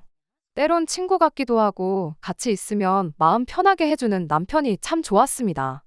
그렇게 저희는 4년간의 연애 끝에 제 나이 29살, 남편이 30살 되던 해에 결혼을 하여 부부의 연을 맺게 되었습니다. 결혼은 남들 하듯이 반반 결혼을 했어요. 몇 년 하지는 않았지만 그간 직장 생활하면서 모아놓은 돈에 대출 1억 끼고 양가 부모님 도움 하나 받지 않고 신혼살림을 차렸고요. 저희 살고 있는 지역이 서울과 비교했을 때 집값이 많이 저렴한 편이기는 해요. 그런데 그만큼 일자리도 많이 없는 편이지요. 저나 남편이나 월급 넉넉히 챙겨주는 그런 좋은 회사가 아니라 그냥 어느 동네에나 하나 있을 법한 중소기업 다니면서 한 달에 300이 조금 모자란 월급 받으며 일하고 있었습니다. 그냥 저희 또래에서 평균이거나 평균 아래인 월급 받는 직장인이었지만 그래도 저희들은 꿈이 있었어요. 맞벌이 하면 그래도 꽤나 큰 돈이니만큼 최대한 아끼고 허리띠 졸라매서 일단 대출부터 갚겠다는 생각이었지요. 시간이 지나면 연봉도 조금이나마 따라서 오를 테니 그렇게 또 몇 년 열심히 아끼고 모으고 고생하면서 교회 지역에 건물 하나 올려서 2층은 주거 공간처럼 쓰고 1층은 분위기 좋게 꾸며서 소소하게 커피도 팔고 음식도 팔고 하면서 장사하면서 먹고 사는 그런 꿈이었지요. 사실 정확하게 얼마가 필요한지 그런 건 알아본 적도 없어요. 단순히 남편하고 교회 지역으로 데이트를 나가면 주변에 사람 사는 동네가 없어 보이는데도 장사하는 카페나 식당들이 몇 개 있잖아요. 그런 데들이 오히려 아파트 상권에 있는 가게들보다 오래 버티고 그러는 거 보고 그러니까 막연하게 저렇게 사는 게 좋겠다고 정한 꿈이었습니다. 당장에 저희가 자본이 있어서 시작할 사업도 아니었다 보니 그냥 어느 정도 돈을 손에 쥐고 나서 그때부터 알아봐도 늦지 않겠다는 생각이었고 당장 신혼집에 걸려있는 대출부터 정리하자는 생각으로 아끼면서 살고 있었어요. 다 쓰고 죽지도 못할 만큼 큰 돈을 버는 걸 바란 것도 아니고 그냥 끼니 걱정하지 않는 선에서 둘이 힘을 합쳐 즐겁게 살고 싶었습니다. 또 그런 부분에서는 남편하고 뜻이 맞았다 보니 연애하면서 의견 차이도 없었고 결혼 준비하면서도 결혼하고 나서도 별다른 다툼 없이 잘 지내고 있었어요. 다만 저희 시부모님, 특히 시어머니는 이런 저희들의 계획을 좋아하지는 않았습니다. 사람이 꿈을 크게 가져야지 돈도 큰 포부만큼 따라오는 법이라고 하면서 니들이 꿈이 작으니까 돈을 못 버는 거다 하는 식으로 말을 하곤 하셨어요. 아무리 교회 지역이라도 땅 사고 건물 올리고 하는데 들어가는 돈이 한 푼 두 푼이 아닐 텐데 시어머니가 생각하는 큰 포부가 얼마나 대단한 걸 목표로 해야 하는지 저희 입장에선 도무지 감이 잡히질 않았습니다. 시어머니는 늘 세상에 돈만한 게 없다고 돈돈거리며 모든 걸 돈에 연관지어서 말하는 돈 타령을 하시는 그런 분이셨어요. 그냥 돈돈거리며 잔소리만 하셨다면 그냥저냥 넘어갔을 텐데 그러면서 꼭 저희를 신혼애랑 비교를 하기까지 하셨죠. 남편한테는 네 매형 버는 거 반만 벌어보라면서 항상 시매부와 저희 남편을 비교했지요. 당신 자식인 아들한테만 싫은 소리를 했다면 그나마 괜찮았을 텐데 꼭 그렇게 남편한테 한 소리 하고 나면 저랑 신우를 비교했어요. 집안에 여자가 욕심이 많아야지 되는 거라고 그래야 남자가 밖에 나가서 돈을 잘 벌어오는 법이라면서 말이죠. 그러면서 당신은 아들, 그러니까 남편이 큰 돈을 벌 수 있는 가능성을 가지고 있는데 제가 그 앞길을 막고 있다는 듯이 이야기했습니다. 모처럼 자식 교육 잘 시켜서 장가 보냈는데 큰 돈을 벌 능력이 충분한 애를 제대로 써먹지 못하는 제 잘못이라면서 저희들 월급이 300만 원 언저리인 게 마치 제 탓인 것처럼 이야기를 하셨죠. 남편 위로 3살 차이 나는 누나가 한 명 있습니다. 저희가 결혼했을 때 신우는 이미 벌써 애도 둘이나 있었고 결혼 생활도 5년 차를 넘기고 있었어요. 시매부는 신우보다 7살이 더 많은 사람이고요. 욕심을 내는 만큼 벌이도 따라온다는 시어머니 말이 무조건 틀렸다고 할 수는 없지만 받아들이기 힘든 부분이 너무나도 많았습니다. 일단 시어머니가 남편이 큰 돈을 벌 수 있게 키워냈다는 소리부터가 모순이 너무 많았어요. 남편이 어려서부터 손재주가 좋은 편이고 그중에서도 음식하는 걸 참 좋아했었다고 해요. 이미 고등학교 들어가기 전부터 조리 관련 과가 있는 고등학교로 진학을 하고 싶어 했었답니다. 그런데 시어머니는 요리 같은 거 배워봐야 몸만 축나지 돈도 얼마 못 번다. 남자가 주방에 들락거리는 거 아니다 하는 식으로 반대를 하셨다고 해요. 그리고는 남편을 억지로 인문계 고등학교로 진학을 시켰답니다. 남편이 그렇다고 해서 공부를 엄청 잘하고 있던 것도 아니었다고 해요. 관심이 있었던 것도 아니고 자기가 하고 싶은 일을 하면서 행복하게 살고 싶었다는데 사춘기 때 이미 자기의 꿈을 포기해야 했던 상황이었다 보니 그렇게 시어머니 뜻으로 들어가게 된 학교에서 그렇게 공부도 열심히 하지 않았다고 합니다. 그렇게 수능 성적도 별 볼 일 없었고 그래도 대학은 가야 하니 그냥 점수 되는 대로 합격한 학교를 들어갔다고 하고요. 그렇게 취직도 그냥 집 근처에 있는 평범한 중소기업에 들어가게 되었던 겁니다. 물론 남편이 무조건 잘했고 시어머니가 잘못했다는 건 아니에요. 정말 뜻이 있고 꿈이 있었다면 어떻게든 대학교를 관련 학과를 간다던가 아니면 대학 졸업을 하고서라도 시작을 해야 했었던가 했던 게 100번 맞지만 그때까지는 저도 남편과 똑같이 남편벌이가 이렇게 된 데에는 시어머니 잘못이 가장 크다고 여기고 있었습니다. 아무튼 남편 스펙 자체만 두고 봐도 수많은 회사 중 가장 조건이 좋은 곳을 골라서 들어갈 만큼 좋은 게 아니라 써준다는 회사를 찾아서 가야 할 만큼 별 볼 일이 없었는데 남편의 능력을 써먹지 못한다는 말부터가 저한테 해야 할 말은 아니다 싶었습니다. 그리고 신우랑 저를 비교하는 것 또한 말이 안 되는 소리였어요. 심해분의 집이 조금 사는 집이에요. 심해부가 어릴 적에 온 가족이 미국으로 이민을 갔고 거기서 시작한 사업이 조금 잘 풀리면서 아예 그쪽에 자리를 잡게 되었다고 해요. 남편이 지나가는 말로 설명해줬던 거라 하나부터 열까지 속속들이 사정을 아는 건 아니지만 듣자 하니 당장 사업을 접어도 벌어놓은 돈으로 평생 먹고 사는데 지장 없을 만큼 성공을 했다고 들었어요. 심해부는 딱히 하는 일 없이 미국에서 부모님 사업을 돕고 지냈다고 하는데 휴가차 한국에 놀러 나왔다가 그때 처음 신우를 만나게 되었고 그렇게 두 사람이 인연을 이어오다가 결국엔 결혼까지 하게 되었다고 합니다. 둘이 결혼하고 나서는 신우가 심해부 따라서 미국으로 들어가 살게 되었던 거고요. 그러면서 심해부 쪽 집에서 심해부한테 가장 노릇 제대로 하고 살라면서 가게를 하나 차려줬다고 해요. 그런데 또 집이 돈복이 있는 건지 그렇게 차려준 가게가 또 장사가 잘 돼서 돈을 꽤나 벌고 있는 걸로 알고 있었습니다. 미국에 사는 만큼 제가 심해부를 따로 만나볼 일이 없었어서 심해부가 어떤 사람인지 하는 그러한 자세한 부분은 하나도 모르지만 시어머니 표현에 따르면 졸부집 한량놈이 마누라 잘 얻어서 정신 차리고 사랑구실하면서 살고 있다고 하는 걸로 봐서 시어머니는 심해분의 가게가 잘 될 수 있었던 데에는 신우의 공이 크다고 말을 하려는 것처럼 보였어요. 그런데 말씀드렸다시피 심해부가 어떤 사람인지 제가 겪어본 적도 없는 와중에 둘이 저렇게 잘하고 사는 게 다 신우의 덕이라고 말하기도 조금 모한 상황이었죠. 거기에 이미 심해분의 집 기반이 워낙에 튼튼하다고 했잖아요. 평생을 먹고 살 만큼 벌어놓은 와중에 실패가 뭐가 두려웠겠어요. 든든한 부모님이 뒤에서 버텨주고 있는데 말이에요. 물론 세상 모두가 가게만 차린다고 돈을 다 잘 버는 건 아니겠지만 믿는 구석이 있는 만큼 아무 기반도 없이 시작하는 사람들보다 여러모로 더 유리한 점이 있었을 거라 생각합니다. 신우가 아무리 욕심을 내고 열심히 했다고 한들 자기들 앞으로 가게를 하나 차리기까지의 힘든 과정이 생략된 거나 마찬가지인데 그걸 무조건 심해부는 아무것도 안 했고 신우가 잘한 덕분에 잘 풀렸다고 말하기엔 조금 어폐가 있었죠. 저희도 지금 저희 앞으로 가게 하나 차리려고 열심히 일하고 모으고 있는 거다. 심해분해처럼 가게 하나 차려주시면 저희도 더 욕심내서 큰돈 한번 벌어보겠다 하는 그 말이 목 끝까지 올라왔지만 그때는 참았습니다. 그 말 해봐야 싸우자는 소리밖에 안 되는 거잖아요. 하지만 출발선부터가 다른 신우네랑 저희를 비교하는 건 귀담아 들을 필요도 없는 틀린 소리라고 생각하기로 했지요. 시어머니한테 대들어봐야 좋은 꼴은 못 볼 게 뻔하니 그냥 시어머니가 하는 소리는 한 귀로 듣고 한 귀로 흘리는 식으로 크게 신경 쓰지 않기로 남편과 이야기를 하고 말기로 했어요. 해가 지나면서 저희들 월급도 오르고 그래도 시어머니한테는 늘 둘이 먹고 살기도 모자란 만큼의 적은 돈이었거든요. 대체 한 달에 얼마를 벌어와야 만족하실지도 모르겠고 시어머니가 원하는 만큼의 돈을 못 번다고 한들 저희가 하루하루를 그냥 시간 때우며 허송세월 보내는 것도 아니었다 보니 그냥 저희들이 만족하는 선에서 꿈을 이루기 위해 최대한 아끼고 모으며 하루하루를 충실하게 살고 싶은 생각뿐이었어요.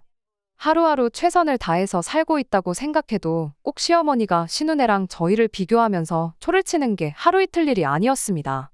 그럴 때면 그나마 있던 의욕도 사라질 때가 한두 번이 아니었지만 그 집은 그 집, 우리는 우리 이 생각으로 정말 최선을 다해 살았습니다.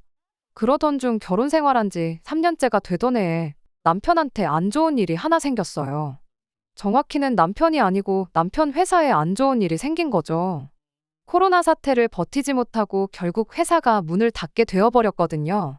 그래도 10년 가까이 일해왔고 연차수도 상당한 만큼 직급도 오르고 월급도 이제 300만 원 중반까지 올라가게 되었는데 남은 대출도 얼마 남지 않은 상황에서 갑자기 남편 직장이 사라지게 되니 저희도 정말 절망적이었어요. 그래도 퇴직금이며 그런 거 다 챙겨준 게 얼마나 다행이었는지 몰라요. 그걸로 일단 남은 대출을 전부 상환하게 되었고 얼마 안 되는 제 월급이나마 외벌이 생활하면서 한 달 한 달 버티고 있었습니다. 생각보다 남편의 재취업이 시간이 더 걸리던 가운데 시매부 부모님이 한국에서 알고 지내던 인맥을 통해 어떻게 일자리를 하나 소개시켜줬어요. 시어머니도 그렇고 신우까지 국제전화를 걸어와서는 마치 저희가 시매부한테 엄청난 은혜를 입었고 평생을 고마워하면서 살아야 한다는 식으로 생색을 내기 시작했죠. 반년 동안 재취업을 못하는 가운데 일자리를 소개시켜준 건 당연히 고마운 일이지만 저는 그게 그렇게 고맙거나 하지는 않았습니다. 왜냐하면 일단 월급부터가 형편없었어요. 시어머니처럼 제가 돈에 연연하는 사람은 아니지만 고작 최저시급보다 몇만 원 더 쳐주는 월급은 정말 말도 안 된다는 생각이었거든요. 남편이 그동안 해왔던 일과는 또 전혀 다른 일이다 보니 경력 같은 걸 쳐줄 수가 없어서 월급을 최소한밖에 못 쳐준다고 했다는데 아는 사람이 소개시켜줬다고 없던 경력까지 인정해서 월급을 더 쳐줘야 한다고 하는 소리는 아니지만 오히려 제 생각에는 아는 사람이 소개시켜줬다고 사람을 아주 싼 값에 대충 부려먹으려는 속셈이구나 하는 느낌밖에 들지 않았습니다. 굳이 해본 적도 없는 일을 최저시급 받으면서 할 바엔 차라리 좀 더 시간을 두고 그간 일해온 경력을 살릴 수 있는 일을 찾거나 아니면 저희가 가게를 하나 차릴 생각이 있으니 똑같이 적은 돈 받을 거면 그때를 대비해 비슷한 가게에 일자리를 구해서 돈을 버는 게 더 낫지 않나 싶었어요. 그럼 적어도 가게가 어떤 식으로 돌아가는지 정도는 안 가르쳐줘도 눈칫밥으로 배울 수 있는 거 아니겠나요? 똑같이 200만 원 받을 거면 차라리 저희들 앞길에 도움이 되는 일을 하는 게 좋겠다는 생각이었어요. 하지만 남편은 끝까지 시매부가 소개해준 그 회사를 들어가겠다고 고집을 부리기 시작했습니다. 저한테 말은 안 했지만 시매부 말이 연차수가 어느 정도 쌓이면 자기 노력여하에 따라서 월급을 400, 500은 받아갈 수 있는 그런 회사라는 이야기를 했다는 겁니다. 받아갈 수 있다는 건 아닐 수도 있다는 이야기지 않냐고 했더니 그래도 매형이 다 뜻이 있으니 그 회사에 나를 꽂아준 것 아니겠냐며 끝까지 제 말보다는 시매부의 말을 맹신하기 시작했어요. 가게에서 일하면 제 말대로 그쪽 업계가 어떻게 돌아가는지는 배울 수가 있지만 돈이 오르는 속도가 다르지 않냐며.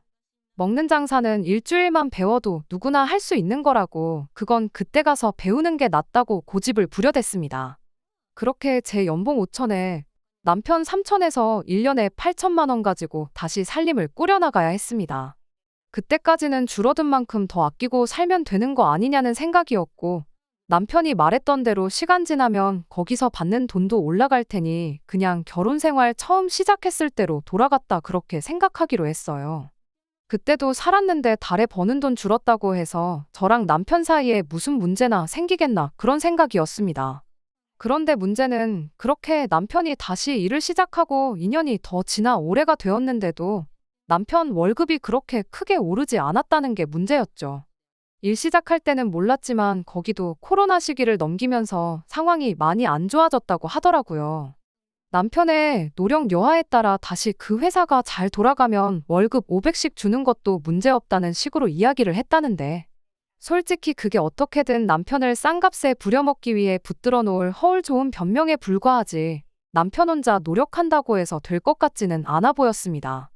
그래도 남편은 시매부가 그 자리를 자기에게 꽂아준 데에는 그만한 이유가 있을 거라며 끝까지 믿음을 저버리지 않던 게 문제였어요. 그런데 올해 봄에 난데없이 신우네가 한국에 들어오게 되면서 그러면서 저와 남편의 사이도 점점 더 걷잡을 수 없이 갈라지기 시작했습니다. 이렇다 저렇다 할 연락도 없이 신혼애가 심해부랑 애들 둘까지 데리고 갑자기 한국에 귀국을 했어요. 짐 싸들고 온 걸 보니 하루 이틀 지내다가 갈 사람들처럼 보이지는 않았습니다. 무슨 일로 왔는가 했더니 신우가 애들 교육을 한국에서 좀 시키고 싶어서 데리고 왔다고 하더군요. 남들은 다 한 살이라도 어릴 때 미국에 보내고 싶어서 안달인데 신우는 반대로 애들을 미국에서 한국으로 데리고 온 거였어요. 이유는 굉장히 그럴싸했습니다. 애국자가 따로 없었지요. 애들의 뿌리가 한국에 있음을 알려주고 싶어서 한국으로 데리고 왔다는 거예요. 그리고 어차피 애들이 모국어가 영어고 한국어는 제2외국어나 마찬가지라면서 영어 교육은 따로 할 필요도 없다고 하더군요. 오히려 수학 같은 거 생각하면 한국에서 공부시키고 미국으로 돌아가는 편이 월등하게 거기 애들보다 수준 차이를 보여준다고 하는데 저야 살아본 적도 없는 나라다 보니 신우 말이 맞는 말 같으면서도 이제 겨우 10살 된 애들한테 산수면 모를까 수학이 웬 말이냐 싶기도 했습니다. 사업은 어쩌고 왔냐니까 거기에 신우네 시부모님도 계시고 믿음직한 직원이 있어서 직원한테 수입의 절반을 갖게 해주는 조건으로 가게를 그냥 맡겨두고 왔다고 하더군요.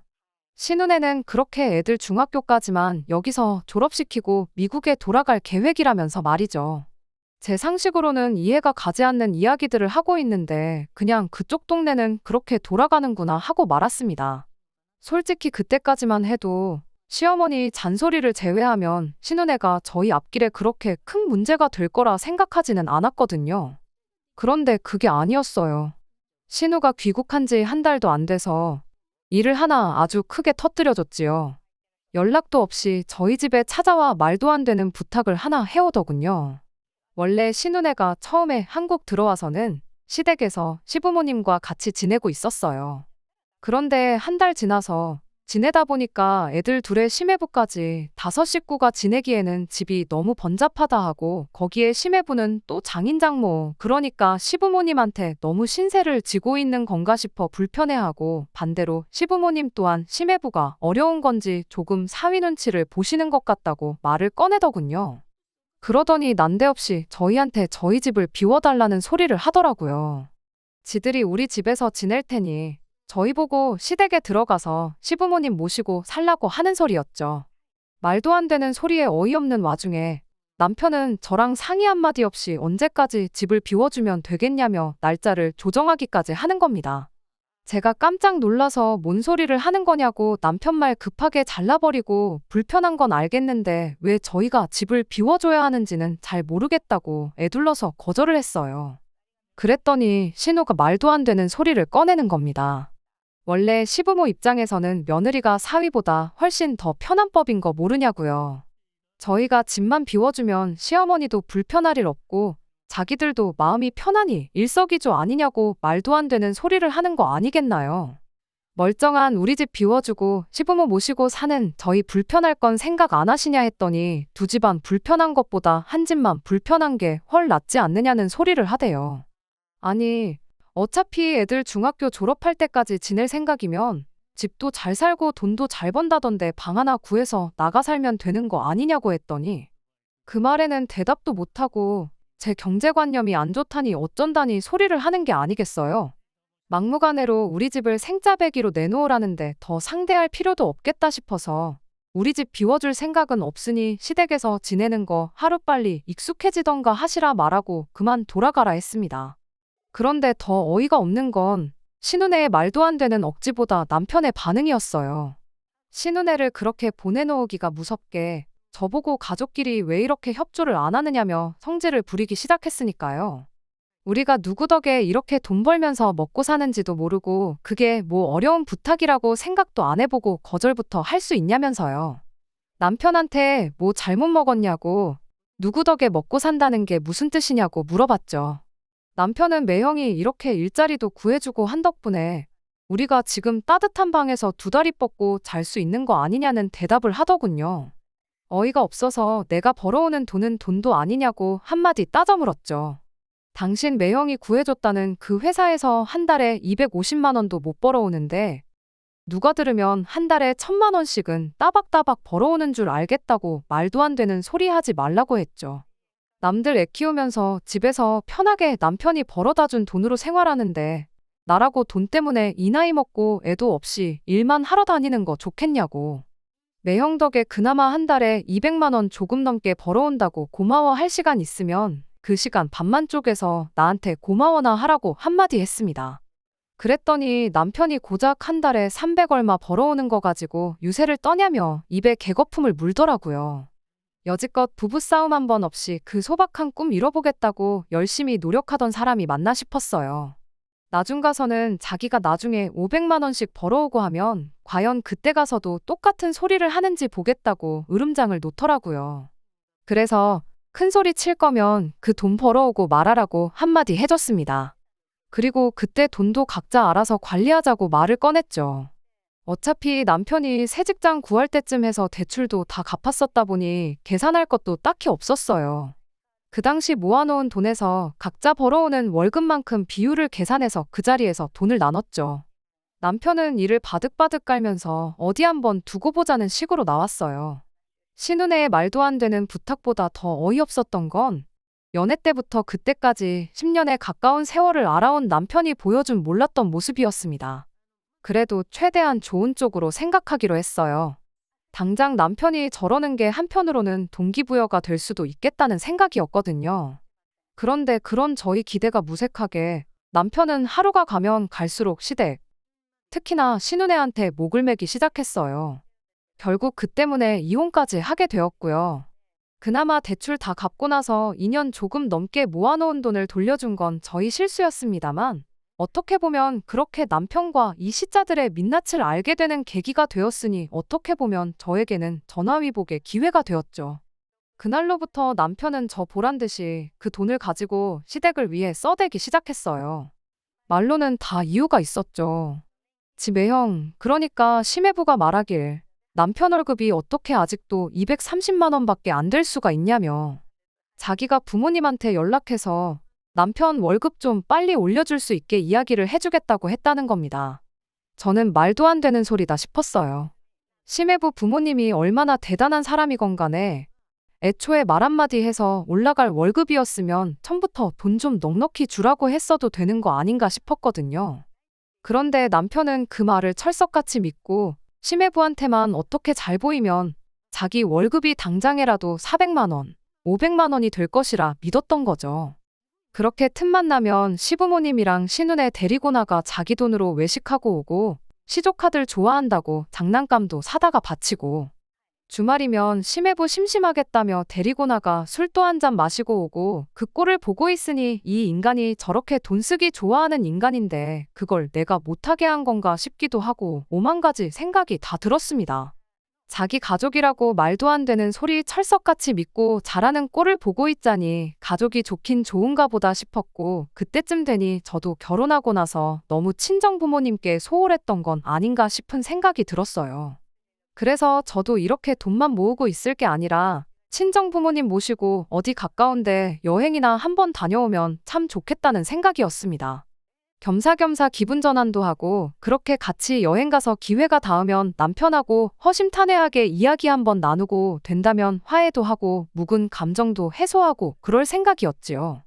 그런데 친정 부모님 모시고 한번 여행이나 다녀오자는 말을 꺼내기가 무섭게 남편은 대번에 싫다고 거절을 하더군요. 그때 신우가 저희 집 찾아와서 집 비워달라고 했을 때 꺼낸 말을 그대로 읊으면서 말이죠.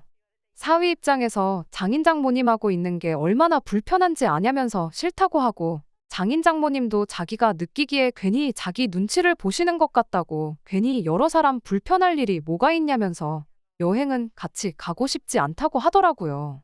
거기서 끝난 게 아니라 난데없이 또 딴소리를 꺼내기 시작했어요. 나도 이렇게 결혼 생활 길게 한국 땅에서 해오면서 장인 장모님이 불편하기만 한데 자기 매형은 여지껏 해외에서 살다가 난데없이 장인 장모랑 한 집에 같이 살게 되니 얼마나 불편하시겠냐며 그 기분이 이해가 가냐고 저한테 되묻는 거예요. 그간 냉전 기간을 거치면서 조금 정신을 차렸나 싶었는데 저런 소리를 꺼내고 있으니 어이가 없어서 말도 안 나오더군요. 그래서 그냥 따라가기 싫으면 오지 말라 한마디 해주고 나는 어쨌든 친정 부모님 모시고 여행 좀 다녀올 테니 그렇게 알라고 했어요. 그리고 잠깐 내가 집 비운 동안 행여나 신혼에 우리 집에 살게 할 생각이 있다면 꿈도 꾸지 말라고 했죠. 그렇게 남편만 두고 친정 부모님과 여행을 다녀왔습니다.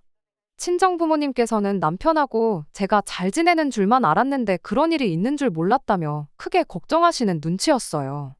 그간 있었던 일에 대해 저의 설명을 전부 들으시고는 그래도 남편이 사회생활 하루 이틀 한 것도 아니고 세상 물정을 모르는 것도 아닐 텐데 뭔가 벌이가 될 만한 구석이 있으니까 저렇게 목숨을 거는 거 아니겠냐시며 잘해보려고 하는 걸 테니 너무 나쁘게만 생각하지 말라고 한마디 조언을 해주시더군요. 같이 고생한 세월이 있는데 남편을 좀 더 믿어보라면서요. 혹시나 남편이 지금 잘못된 판단을 하고 있을지라고 해도 남편이 12살 먹은 애도 아니고 조만간 눈치채고 제정신을 차리지 않겠냐시며 이 또한 지나가면 다 추억이 될 일이니 남편을 믿어보라고 그렇게 제게 말씀해 주셨습니다. 그때 저도 제 나름대로 조금의 반성을 했어요. 딱 한 번 싸운 거 가지고 남편하고 돈 관리도 따로 하기로 하고 시댁에 뭐라든 신경 하나 안 쓰기로 하고 제가 너무 극단적으로 나왔나 싶기도 했죠. 그래서 제 나름대로 생각을 했어요. 이렇게 여행 다녀와서 남편이 저랑 약속한 대로 저 몰래 신혼에 불러와서 살라고 집을 내준 상황만 아니면 남편하고 어떻게 잘 풀어서 다시 몇 달 전처럼 두 사람 행복한 미래를 위해 열심히 살아봐야겠다고 그렇게 다짐을 했죠. 여행 다녀와서 정말 현관문 열어보는 게 두려웠어요. 설마 진짜 제가 없는 사이에 신혼애를 집에 끌어들인 건 아닐까 싶어 걱정이었거든요. 남편이 신혼애한테 절절매는 게 충분히 그럴 수도 있겠구나 생각했는데 막상 집에 도착하니 남편이 잘 다녀왔냐며 저를 반겨주더군요. 그날 간만에 남편하고 허심탄회하게 미래에 대해서 이야기를 나눴어요. 남편도 그때 신혼애한테 집을 비워주자고 했던 건 자기가 너무 자기 생각만 했던 것 같다며 사과를 하더군요. 다른 거 다 떠나서 그거 잘못한 건 알고 있으니 참 다행이다 싶었습니다. 남편은 단 한순간도 우리 가게 하나 차려서 소박하게 살자는 그 계획을 까먹은 적 없다고. 하지만 당장 자기 벌이를 생각하면 답이 안 나와서 그런 거라며 당장 자기가 매형한테 너무 목매는 것처럼 보일지라도 다 계획이 있어서 그러는 거니 당분간은 이해 좀 해달라는 식으로 설명을 하더라고요. 당장 돈 얼마 쓴 건 티도 안 날 만큼 큰 돈을 벌어오겠다면서요. 아직도 자기 매형한테 잘하기만 하면 월급이 2배씩 늘어난다고 믿는 건 어이가 없었지만 적어도 현재 상황을 인지하고 있다는 게 어디인가 싶었어요. 저희 부모님이 말해주셨던 대로 저러다 안 되는 거 알면 제정신 차리겠지. 정말 시간이 해결해줄 문제이겠거니 하고 다시 남편과 잘 지내보기로 이야기가 잘 끝났습니다. 그날 이후로도 남편은 여전히 시매부한테 잘 보이려고 애를 썼지만 나름의 계획이 있다고 하니 당분간은 남편을 믿어보기로 했어요. 그러던 중 남편이 가족들하고 다 같이 한번 여행 좀 다녀오자고 한마디 건네더라고요.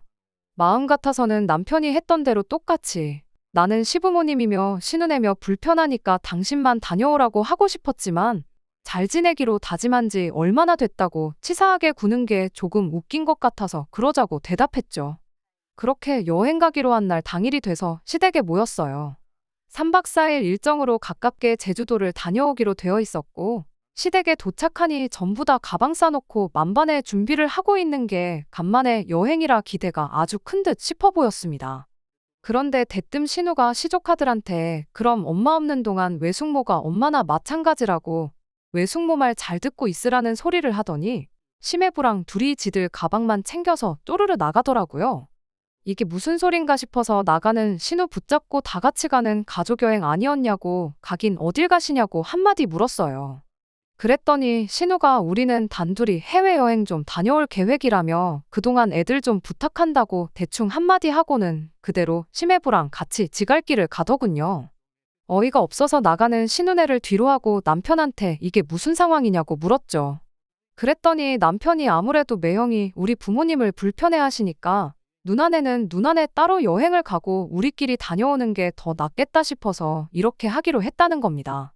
제가 계속 어이없다는 반응을 보이니 남편이 오히려 적반하장으로 여기까지 와서 왜 이러냐며 짜증을 내기 시작했어요. 자기가 다 설명하지 않았냐고 당분간은 매형한테 잘 보여야지 우리 앞길이 풀리는 거 알지 않느냐면서 저보고 협조 좀 하라는 거예요.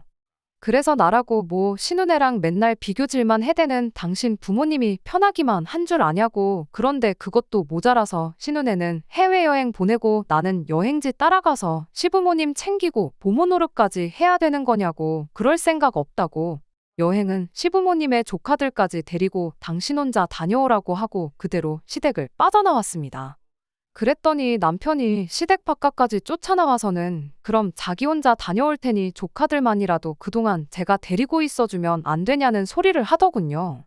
누나네 보고 다시 돌아오라고 할 수도 없는 노릇이고 애들만 집에 혼자 둘 수도 없는 노릇 아니겠냐면서요.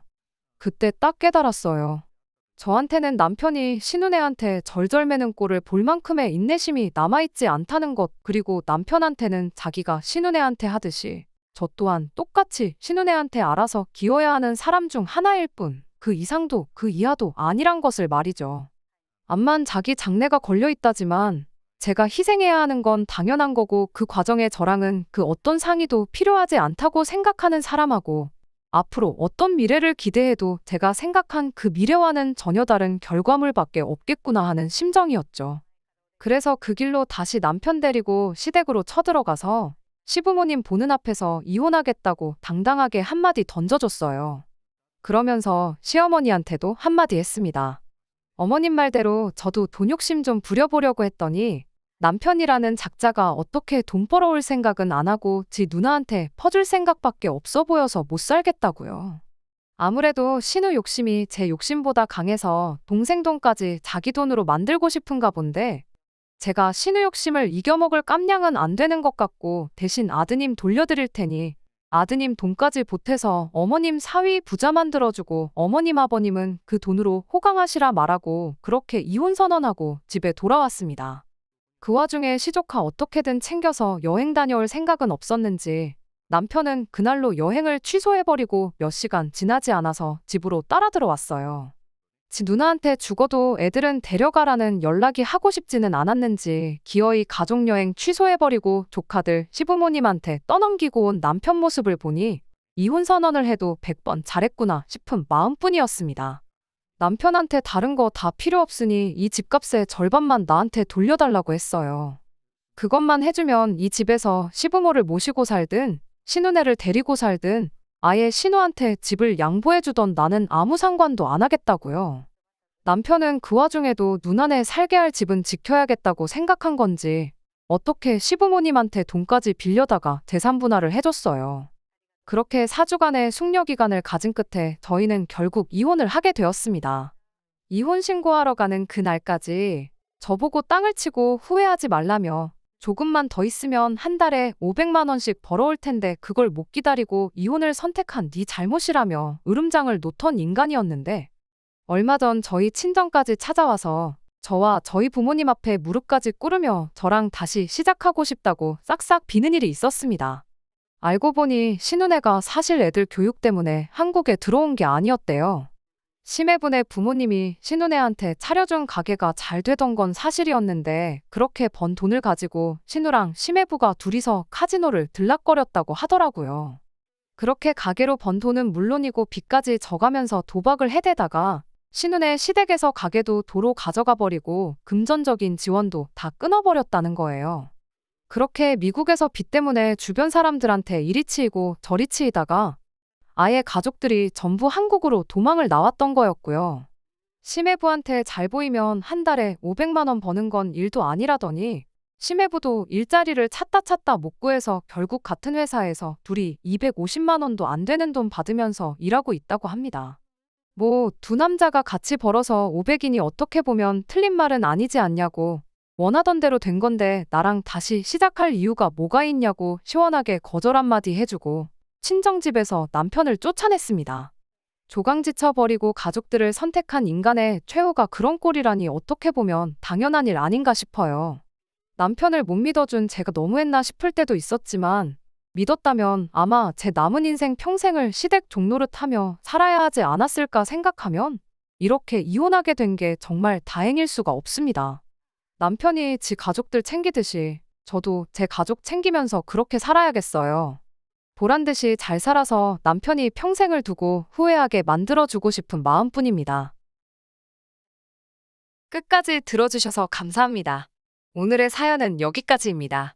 구독과 좋아요, 알람 설정 부탁드리고 더 좋은 사연으로 다시 찾아뵙겠습니다. 감사합니다. 신바람 사연 아파트, 오늘의 사연 시작하겠습니다. 안녕하세요. 3년간 연애를 했던 남자와 결혼을 앞두고 예비 시어머니 덕분에 홀랑 뒤집어버린 여자입니다. 제 나이 올해 29살이고 결혼할 뻔한 예비 신랑은 저보다 4살이 많은 33살입니다. 연애를 워낙에 길게 하기도 했고 예비 신랑이나 저나 결혼 정년기나 마찬가지였고 예비 시부모님들은 오히려 예비 신랑이 저를 만나느라 혼기를 다 놓치고 있다고 생각을 하셨다니 저도 예비 신랑의 적당한 프로포즈에 응하고 결혼 준비를 시작하고 있었습니다.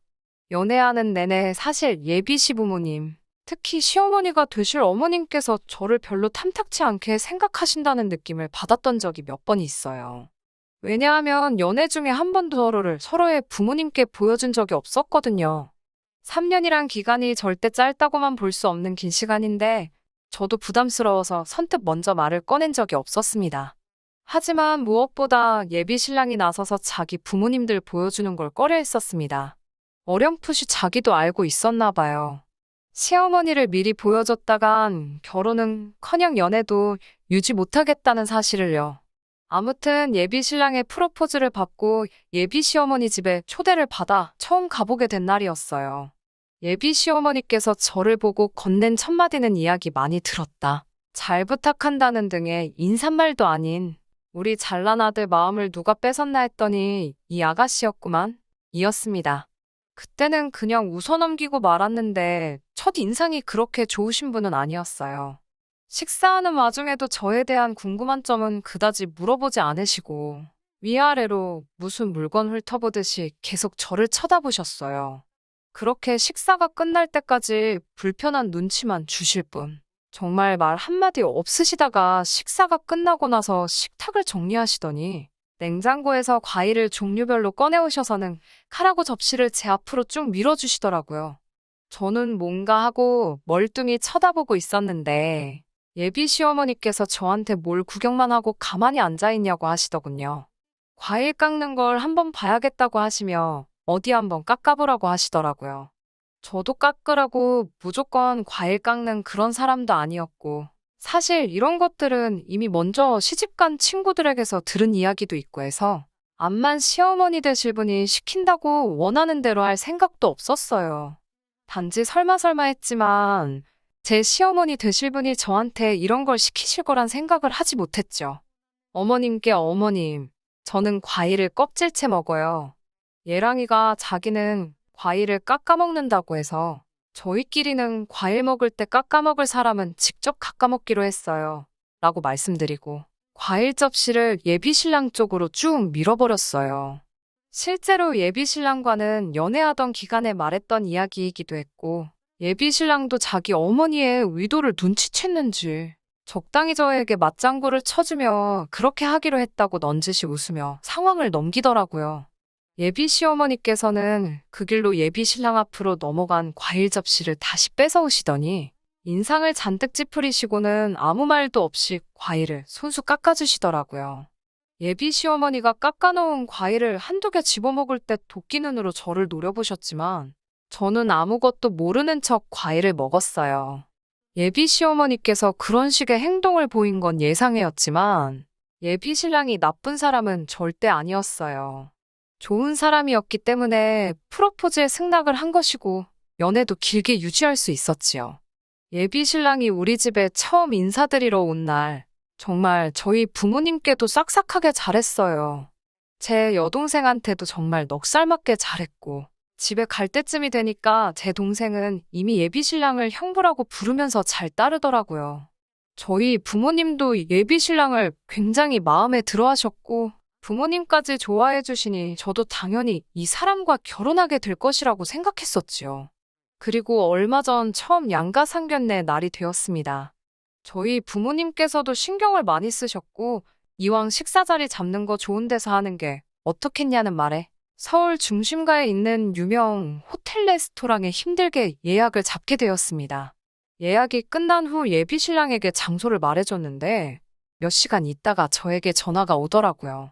그러고선 하는 말이 장소를 조금 변경했으면 좋겠다고 하시더라고요.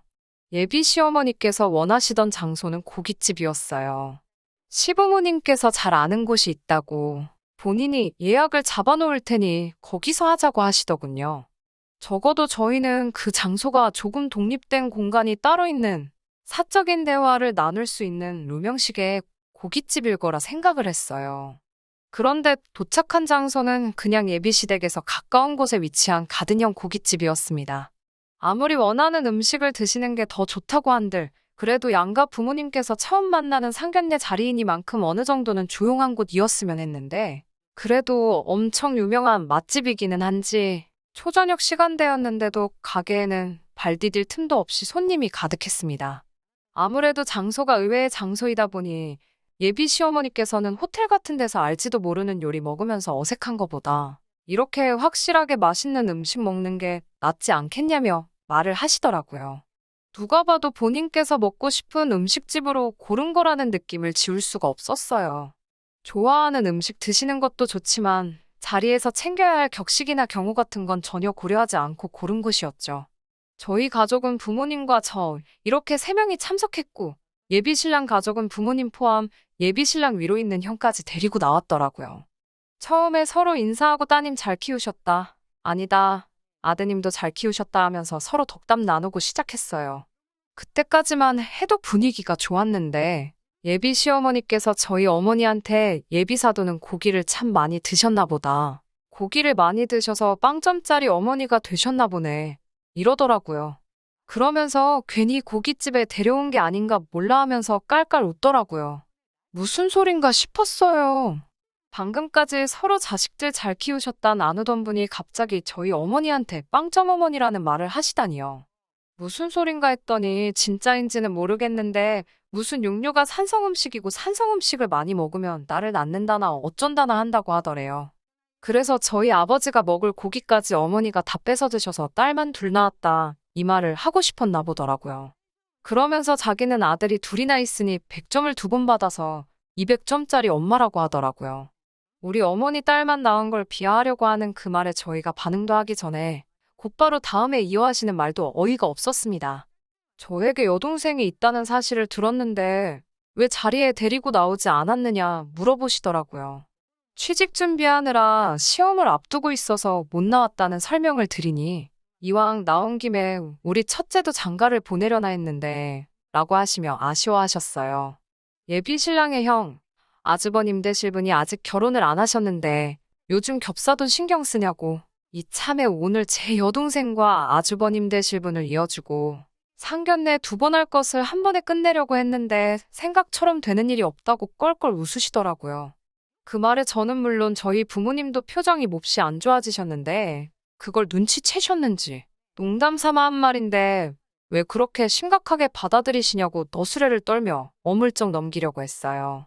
그래도 최소한의 눈치는 있는 것 같더라고요. 그러고 나서는 아들 자랑에 여념이 없었습니다.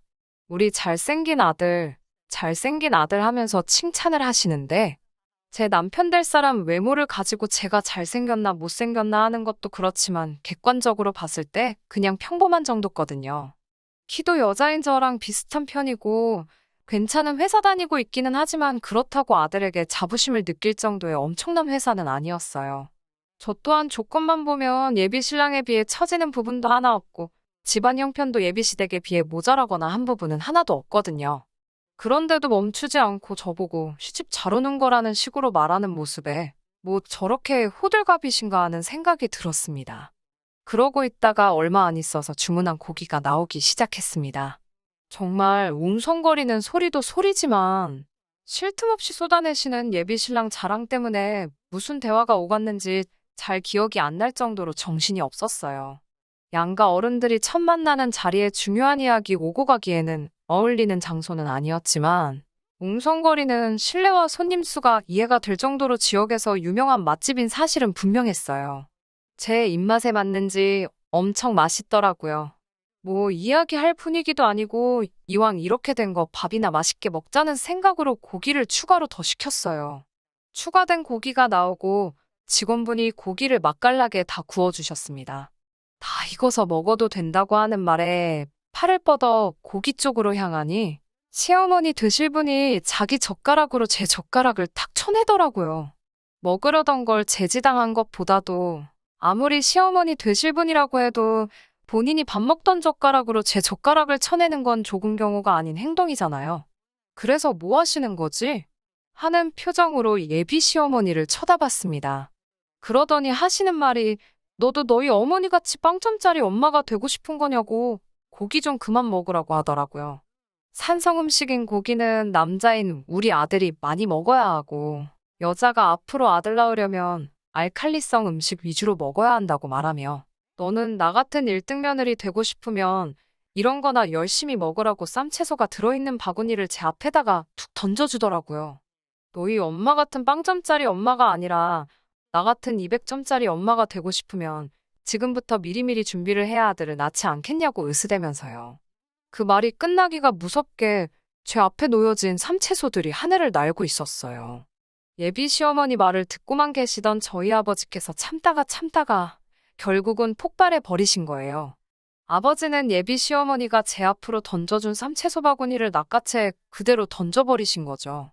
순식간에 상추 세례를 받아버린 예비 신랑의 부모님들은 갑작스런 상황에 화도 내지 못하고 상황 파악도 안 되는지 어안이 벙벙해 있더라고요. 아들 둘 낳은 게 두 분한테는 얼마나 큰 자랑인지는 모르겠지만 대놓고 내 와이프한테 점수 매기며 여태까지의 우리 결혼 생활을 부정하는 사람들에게 저를 시집 보낼 생각이 없으시다고요.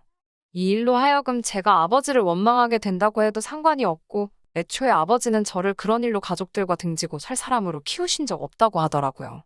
이에 질세라 저도 같이 한마디를 했지요. 어머님도 두 아들을 둔 어머니이기 이전에 집에서는 딸이지 않으시냐고. 예비 신랑을 참으로 좋아하는 건 사실이고 그래서 결혼까지 승낙한 상황이긴 하지만 저도 저희 아버지 뜻에 따라 이 결혼은 처음부터 다시 생각해봐야겠다고 말씀드렸어요. 그리고 자리에서 일어나 뒤도 안 돌아보고 돌아갔죠. 예비 신랑이 가게 밖까지 쫓아나와 저와 저희 아버지한테 사과를 하더라고요. 아버지는 너네가 사과해야 할 사람은 우리가 아니라 그 자리에서도 끝까지 한마디 안 한 우리 안 사람한테 해야 하는 게 맞다고 하셨고 그런 부모를 둔 게 죄는 아니니 예비 신랑이 사과할 필요도 없다고 하셨어요. 정작 사과를 해야 할 시어머니는 가게 안에서 스트레스를 풀고 있는 건지 코빼기도 나오지 않고 있는 상황이었거든요. 저도 고개를 절레절레 흔들고 그렇게 결혼까지 생각했던 그 남자를 뒤로하고 집으로 돌아왔습니다. 그렇게 결혼까지 준비하던 남자친구와는 이별하게 되었네요. 말씀드린 대로 3년이라는 긴 연애를 하며 결혼까지 확신을 줬던 사람이니만큼 아쉬운 마음이 없다고 한다면 그건 거짓말이겠지요. 실제로 가끔도 생각이 납니다. 그래도 다시 시작할 생각은 없어요. 제가 사랑에 눈이 멀어 미래가 뻔히 보이는 불구덩이 안으로 스스로 들어갈 정도로 상황 판단을 못하는 사람은 아니니까요. 그 집에 며느리로 들어가면 적어도 저에게 무슨 일이 펼쳐질지는 이미 상상을 해보지 않아도 눈앞에 선할 정도로 안 봐도 비디오거든요. 아들만 갖는 게 얼마나 자부심을 느낄 일인지는 알 생각도 없고 평생 가도 모르겠지만 그래서 저도 아쉬움 가질 생각이 들기도 전에 곧바로 이별하게 되었습니다. 그날 일을 돌이켜 생각해봐도 아버지가 너무 성급했다고 생각하지 않습니다. 자식이기는 부모 없다고 그 와중에 제 생각한다고 아무 말도 못하셨다면 오히려 그 상황이 더 실망스러웠을 것 같아요. 어김없이 저의 기대를 저버리지 않고 엄마 편을 들어준 아버지가 오히려 더 멋지게 느껴집니다. 저도 이제 다시 새로운 사람을 만난다면 그 어떤 상황에서도 배우자의 곁을 든든히 지켜주는 아버지 같은 사람하고 만나고 싶네요. 그러면 앞으로 제 앞에 나타날 사람을 기대하며 오늘 사연은 여기서 이만 줄이도록 하겠습니다. 끝까지 들어주셔서 감사합니다. 오늘의 사연은 여기까지입니다.